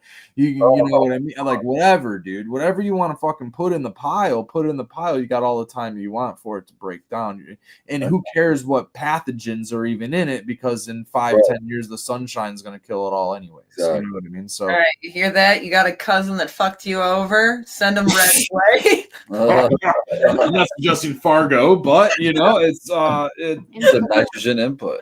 Carbon is carbon, right? Carbon is carbon. Sure, life is life, and it's all good. Yeah, right. We're all carbon based. It'd be good. But yeah, that's a big one. Is like a lot of those rules are based on what are you putting in it. If you are putting in animal products and animal stuff, you do want it to get hot. You do want it to break down those bacteria specifically is a big reason. But you don't want it. And sometimes weed seeds, like I throw a lot of weeds in there. I try to cut it off before they flower, but sometimes they don't. Sometimes I'm putting grasses with seeds and shit in there, and I don't want to kill those. You want it to get big. You want it to get hot to kill the seeds. But then if you're not checking it or turning it and it gets too hot, you will destroy the biology. So, but then there's a point where, again, if it sits for 5 years, maybe you destroyed the biology 5 years ago, but then you turned it a few times, you opened it up, you added some shit, and now the biology returns. You know what I mean? So it's, you literally, you add some shit. You can't be too dogmatic. You have to just go with the flow of it, because in the end, it's a cycle. There's a cycle of life, whether it's a nitrogen cycle, the water cycle, all of them exist. The difference is time. Because everything that you're saying, I'm just taking and applying it to trying to if you get on antibiotics and your microbiome or your gut biome is wiped out, and then you're on the prebiotics and the probiotics to reintroduce all of the positive benefits and bacteria, and it's like the same cycle in the human body as in the compost pile. And that's because we're an extension of what's going on in the compost pile. We're all carbon based. Yeah. That's why I have such a hard time becoming silicon based, right? That's why I have such a hard time spending my entire life. That's right here, only on the interwebs. You know what I mean? How you live forever, Brad. Wait, I thought tube, upload your consciousness. A P tube and a DMT tube in the interwebs. You're a baby. And you're back to being a baby again. Maybe that's all it is. It just takes. What do they call Neuralink, it? a feed Injection. tube, So it's like What injection? like old ladies get it for lines and stuff. Botox. Isn't that honey? No, it's botulism. Isn't that honey? No, it's one of the most poisonous substances on this planet. Botulism Then is why do they a always- bacteria. It's a strain of bacteria that comes from poorly preserved foods. It's That's like when you can stuff, it's the The only time I've ever heard it is with honey, so I just assumed it was. That's with all kinds of. It's more common in honey. Like, so basically, when you can something, if it gets the bacteria in it, it stays in it and it propagates itself. You can't give a baby honey because of risk of botulism. Well, so if you look into the history of botulism, there's not a ton of cases of people dying of botulism. It's happened a few times, and it exists in certain procedures. And you want to. Is this just something they teach you, like stop, drop, and roll, and you never actually have to use it? Honey. I think there was some fear a long time ago. It can happen in pickles. It can happen in Botulism canned and honey. beans. It can happen in anything. I ain't worried about a fucking pickle. God damn. That's I did not know that. That's crazy. I mean, it can be on any. It can be in any jar. But it's just okay. So it's a jar. Is it only fermented? Is that no? It can be in any canned product. That's why you like pressure can. You want your jars to be clean. You clean your tomato skins. It's everywhere. Botulism is everywhere. It's because you don't kill it before. You don't. When they have those, it looks like it's almost entirely in infants, though. Like in 200 plus cases, over 150 of them were in infants, 29 from wounds, only 19 from foodborne. That's literally the only time that I've ever heard deaths. Yeah, the deaths, like the amount of deaths are incredibly low from it. It exists, and there is a cautionary thing. 1 year. And it's actually one of the reasons many items are required to be FDA certified. Like, you can't sell pickles because of risk. You can't just sell honey. You have to. You also don't need a license, but you can't sell unlimited amounts of honey. There's cottage laws for honey. You can just sell pickles, can't you? You can't sell pickles. No, you have to have because of risk of botulism. Sell my pickle then. Look at some of the fruit on here. I like pickles. Salmon, mushroom, onions, pickled eggs, green beans. Most items that require acidity. Most items that require acidity for preservation, hence vinegar or something like that, salsa. That stuff generally cannot just be sold. It has to be licensed under the FDA in order to be sold. Or you have to have a USDA license to sell it because of the risk of botulism, essentially. Because of those, however many deaths, the 3 or whatever the number is. The 3 were actually all from food. But yeah, this is infant botulism, the one we're on. There's 0. Look at Ohio. And that is 9. What are you guys doing down there to your kids, man? What the heck? Foodborne looks like it's mostly in the South, which is kind of interesting. Or Alaska. Alaska's not south. Just because on that map it's south doesn't mean it's actually south. It's way to the north. Hey, listen, I didn't create the map. Yeah, it can make you hella sick. The bacteria is a. What did I say? But the wound botulism too. Oh, they're getting dirty over there in Cali. Knife fighting. Getting the botulism. But it's like anything else where like the amount of it is going to dictate how heavy it's your immune response is. So that's funny. We're all exposed to it all the time. It's one of those things where we're always it's like in the air type of a thing. Like yeast is naturally always in the air. So it's an exposure thing. Aspergillus always in the air. Always in the air. Right. Yeah. Fucking powdery mildew, always fucking in the air. Right. Exactly.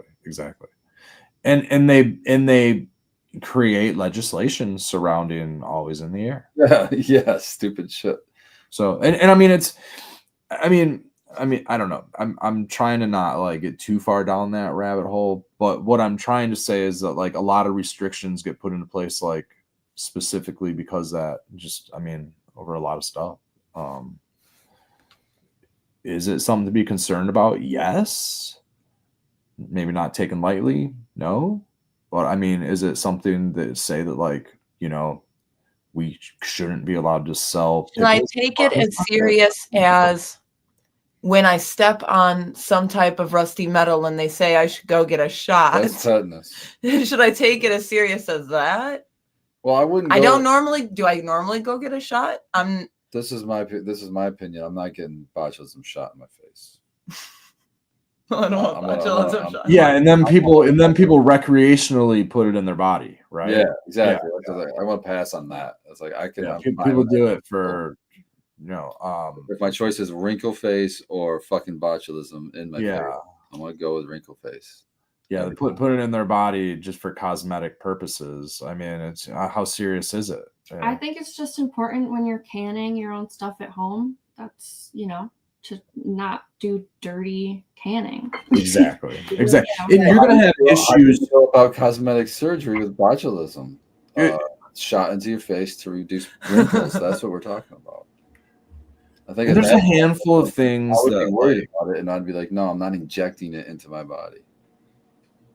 And then just So, back okay, so on another note, just just seriously. because, okay, so on one aspect, on a medicinal level of why you would inject botulism, Botox into your face on a medicinal level, is some women or men get Bell's palsy in their face, and then they do inject Botox But have they areas smoked of the some face fucking dank ass weed? to help with Bell's palsy. So there is one. But have medicinal these same people Why? that have Bell's palsy smoke some dank ass weed to relax their face instead? It doesn't help. It I've is, tried though. with the people. That's they the done a issue. dab? No, that's the issue. The face is relaxed. I've never dabbed with them. I have never done a dab with them, but I have smoked flower. It's only with gonna make it worse, Spartan. Okay, But if I that feel doesn't like work, how you about have to have it in your system a whole lot. Like you have to smoke a Okay. whole lot of flour in your system to So get RSO is the help, answer. Bell's palsy possibly. I don't know, but that is what I do know is the case that I've been subjected to. Have you let them try some It motor breath? sounds like it's a I have nerve. not let them try our motor breath. No. Yeah. Did you Maybe know? they need to have some yikes. Oh yeah, yikes! Set them straight. Did you know that so the cochlear implant that you can get if you're hard of hearing or deaf impaired, that cochlear implant, it actually can cause Bell's palsy. What? Yeah. did not know One of the that. people I work with, her partner just had a cochlear implant and he now has Bell's palsy. Oh my gosh. So that's The person I'm talking about doesn't have an implant. Apparently it it's something that should was just heal. developed as yeah. age kind of thing. It's just like I think they've said it's like an autoimmune thing that's happened when people develop Bell's palsy. I'm not Well, backing the up other any one, they medical got it backup a bit here. chronic, and that it should Not heal as the surgery heals. Everything else should kind of heal too. But they said it's pretty common just following that specific surgery. So that like his version seems like a temporary. I don't know if it's. Good Lord, could you imagine? Could you imagine going in to get some fucking hearing, just normal everyday hearing, and then having your face fall out? I would take it myself. That's what I would do. But I would probably take my face falling out to be able to hear. I think it impacts your driving ability and stuff. You would lose autonomy. I don't know. I think I would just lose my hearing if I had to lose. I don't a need to sense. hear that. I don't know if you can drive it. Well, I don't know. Can you drive? Listen, it if there's yourself? one sense I that don't Spartan wants to lose, it's having to listen to all of us. Okay. He wants to be deaf. Just say if I gotta lose one of them, I think the hearing might be the one, man. That might be the one. Yeah, I don't want to lose my hearing. I love to hear the birds chirp in the morning and the crickets. Oh, yeah. Talk to Bake about that. You should talk to Baked about that one. I have. I can only imagine his opinion. Oh, I I have. would still do it. I would still. But this is on the other essence of, like one person likes this cannabis flower, so True. this person likes this, so this person likes bird chirps or no chirps. Yeah. I like the chirps. We got to get him a rooster. Cock-a-doodle-doo. Oh, he'd be fit to be tied. Love you, Baked. Love you so much. Fucking I hates want them in the chirps morning. after 8:15 in the morning. Yeah, that's what he doesn't like. He doesn't like the early chirpers. I like the chirps. So, afraid to break it to you, but the older you get, The cooler you get. The It older just, you get, you know, the time of day keeps creeping up on you, and you get up earlier. You The know, older you no get, the matter less- how much you want to. that hasn't That happened. doesn't change for me. I've been Yeah. getting up before the damn sun for a while now. That was don't like- change right now. I've been sleeping in lately, thank God. So. You know, it was so funny because I like look back and like my age now, and I like think about when I was in my 20s and stuff, and how I needed to sleep so damn bad. I wanted to sleep so bad. Oh my God. My 30s. Oh my God, I just want to sleep. My 40s, I was like, yeah. Now I'm creeping into my 50s, and I'm like, fuck. I need to stay awake for everything. Sign me up for a nap any day. For sure. It's definitely days with Matt. What are you rolling up over there? He's muted. Rainbow Belts. Nice. A little after the show. Dooby doo. We do. Don't smoke in the house anymore. So That's what this is right here. I haven't smoked in the house since summer. It's been 6 months. It's crazy. You know, it's not a bad thing. I actually kind of get a little offended if we smoke in the house and it gets upstairs to the bedrooms. I'm like, oh, I don't like this. It smells like cigarette smoke. And Are I'm those like, what you're bringing to offended. Hash Bash? Whoa. Y'all, we we have a solution. Just get some fucking garden filters. Okay. We have those. Run them. We do. There you Are go. those Midnight Roots filters?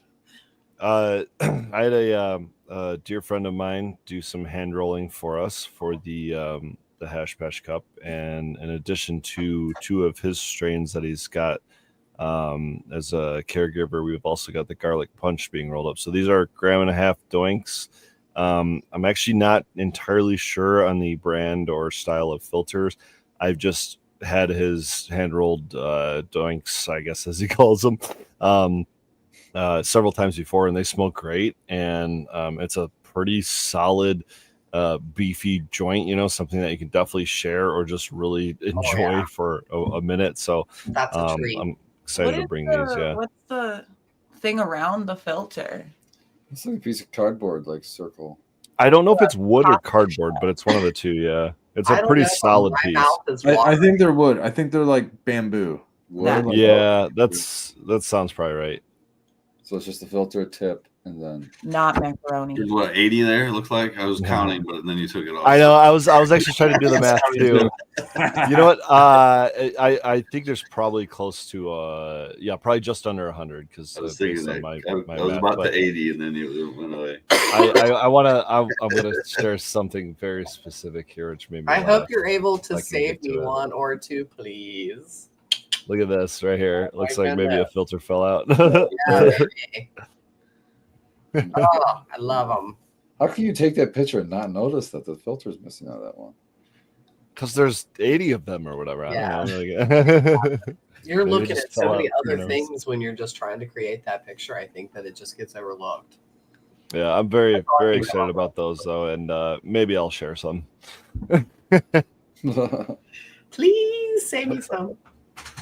I will see you that day. That, by the way, that garlic punch came out extremely garlicky this time for whatever Oh, reason. Yes. A little bit less on the berry back end, which it normally Okay, has. that's cool. And yeah, super garlicky. So I'm definitely yeah, down for that. we'll share. Don't worry. Definitely down for the garlic. I wish I would have got. See, when I ran it, it was more berry, and that's why I didn't keep it, because I was after the garlic. So I would 100% kept it. I still have some seeds, but I definitely was after the more garlic.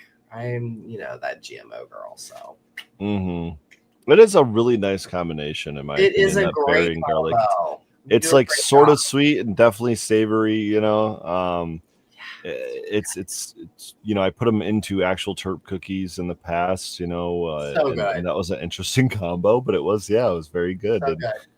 especially when you get a little bit more of the berry flavor through there. Now with this extremely garlic up front one, you know what I mean? That's I don't know. I guess if you like garlic, why not? I don't know. Maybe you should take more of a putting some bacon into it aspect. Okay, now I'm just gonna make breakfast. A little, that's the other thing. You just need to take a little different aspect to it, you know?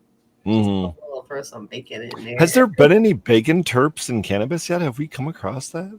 Like I don't know, smoky 'cause- hickory, well, applewood, anything like that? The maple, the maple one, and I None of haven't, those smells or terpenes, though. It's meat being cooked.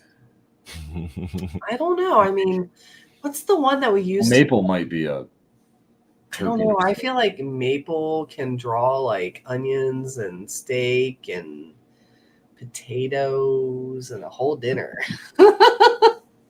Bring it all in. I still want to find a coconut terp. That's a good one too. I feel like a coconut would be good. Can you imagine that with your little lime skunk? What do you mean, little lime skunk? What does that mean? I wasn't meaning anything until you said that, apparently. I just thought that stood out. But the lime and the coconut, that's all. God. It's a great song. Apologies for Growly. Not your You little don't lime have to. skunk. It's just who Spartan is. It's okay. You're welcome. Oh, I mean, take that as a compliment. He wasn't going to let me just minimize your lime skunk. I appreciate it. Well, he's certainly not. You know, it's funny. I made a trip to Costco with Mazhupat today, and you know, they of course just got the samples flowing, right? And you know, you're gonna grab a couple things, like I'm gonna take a bite of that croissant. Yes, please, thank you. You know, and oh, what's this? I saw something maple, right? And I'm like, oh, I'm gonna grab that. You know, it looks delicious. I grabbed one for myself. I'm like, yeah, you want one? It's maple, whatever, you know. And I gave her it, and we both throw it back, and she's like, wait, what is it? And I read it, and it's maple Dijon something, and she hates mustard. And so it was 4 aisles of just Oh, I felt so bad, but I actually bent over the cart like laughing my ass off, which probably to the point at which people were staring. But it was unfortunately really What was your funny. opinion? Did you like it? I did, but it was more Dijon than it was maple. I would have preferred it the other way around. okay. That's like such an odd combo to me. It I'm just really going to was. say it's okay that she's wrong about mustard. We can always look past that. Mustard is fire, man. I'm so a mustard person. I love Listen, mustard. I grow the green. I literally take a bottle of mustard with me to work a week. Oh I'll my follow. god, swear. that's awesome! Flip it and send it to her. Yep, I do she's in the not leave minority. home without my mustard. And I like the Dijon stuff, the fancy mustards. Oh, I love that. Yeah, The stone ground. yeah. I Man, like the all brown mustard. mustard. Yeah, I'm honey mustard. I don't like Dijon. honey mustard. I want maybe. Okay, I do. Like Yeah. the fancy It's got mustard. that horseradish, right? Like isn't horseradish fire. that- See, I don't like I should grow horseradish by horseradish. itself, but I like it in things. I like that tang it gives things. like in what though? What are you putting it in? Like Horseradish is my secret ingredient in my pot roast. Ooh, okay. nice. I do a spoonful of Mm. horseradish and dollop it in, and that's my secret ingredient. I love See, it. 3 minutes left. Now we're talking munchies. There you go, Spartan. Perfect. I love horseradish in my cheddar cheese and then dip. Yeah. I won't even try it. It just looks so It's gross. like beer cheese, pecaning beer cheese, or whatever. Isn't that kind of That's similar? Not the same thing. That's wine cheese, but it's still pretty good. Spicy. Wait, what's wine cheese? That pecani to me tastes like that wine, what they call wine cheese. I'm not sure if I've had wine cheese, but I is don't it think I've had wine different cheese. than beer cheese? It's orange, or no, I think I have port wine cheese. Yeah, port wine. There you go. It's orange. It's Yep. like one of those you scoop onto crackers. Soft. Yeah. Yeah. I like hard cheeses. Oh, is that the one with like the sliced almonds or nuts or whatever on it that you always see, like the Oh, I big don't know about chunk that. of cheese? No, those Okay, are hold on. cheese rolls. And those are also very good. He's like, those are also very good. See that? Okay, I Yeah, see the those port are wine good. cheese Cheese up here, balls, but yeah. Those are good. Oh, that I one's guess that's a one port wine cheese ball. Does Good not golly, I'm getting really you hungry, guys. saying brand? Are these brands or is this what the name Oh, Types. Types I think of it's cheese. types of cheeses. type of cheese? looks Yeah, weird. port wine spread. Port wine cheese spread. So I guess anybody here's can a make picture a of port port wine wine cheese spread. It's just We have also cheddar squares in there, I think. Oh no, that's not weird. That necessarily looks beautiful. like a- port wine derby cut. Oh, that's weird. That looks like farmer's cheese That's the one I'm more like or head used cheese for the or one in the whatever they top call there. that. You Ooh. want some head? You guys want Ugh. to smoke some head cheese? I like blue cheese even. Oh no, I no. could, I'm a like, fan. I love blue could, like cheese. just sit Oh, and eat it no. straight. Yeah, the moldier the better. I like it. Yeah, and the chunkier the better. Like I like you know how ranch is creamy. Like I want it chunky. I want that Fuck thick, ranch. thick Killing dressing. me. Like Oh, you're talking about blue cheese dressing. I'm talking actual blue I want blue cheese. cheese. I want Is all yeah. Trump. you're Or talking feta- crumbles, there is no- but I'm Yeah, talking but both. Like for me, add it is crumbles to like- the blue cheese it because I is want it more thick. crumble. Becker, are you down for the crumbles? These are not my type of munchies, man. Yeah, I no. Oh, dude, I'll eat blue Feta cheese. I'll eat cheese. straight blue Wow. cheese. I will eat blue. I I'll like eat the tortilla bluest part of the blue cheese. The Gross. blue stuff is that's Oh, it's good. That's why you are the You feel it in your nose when you eat a No good way, piece of blue Jose. cheese. I don't like it that much. Wait a I like minute. it on a Piece of blue cheese salad. is Wait a spicy. minute, how are you eating it when you feel it in your nose? What are you doing? I When you don't feel get the it. spice, yes, that is the yes. That's a spicy blue cheese. Line right of the there. crumbly. Ugh, that's Yeah. That It's molds terrible the, looking. molds with the spice. Yeah. I do not Ugh, buy- nightmares.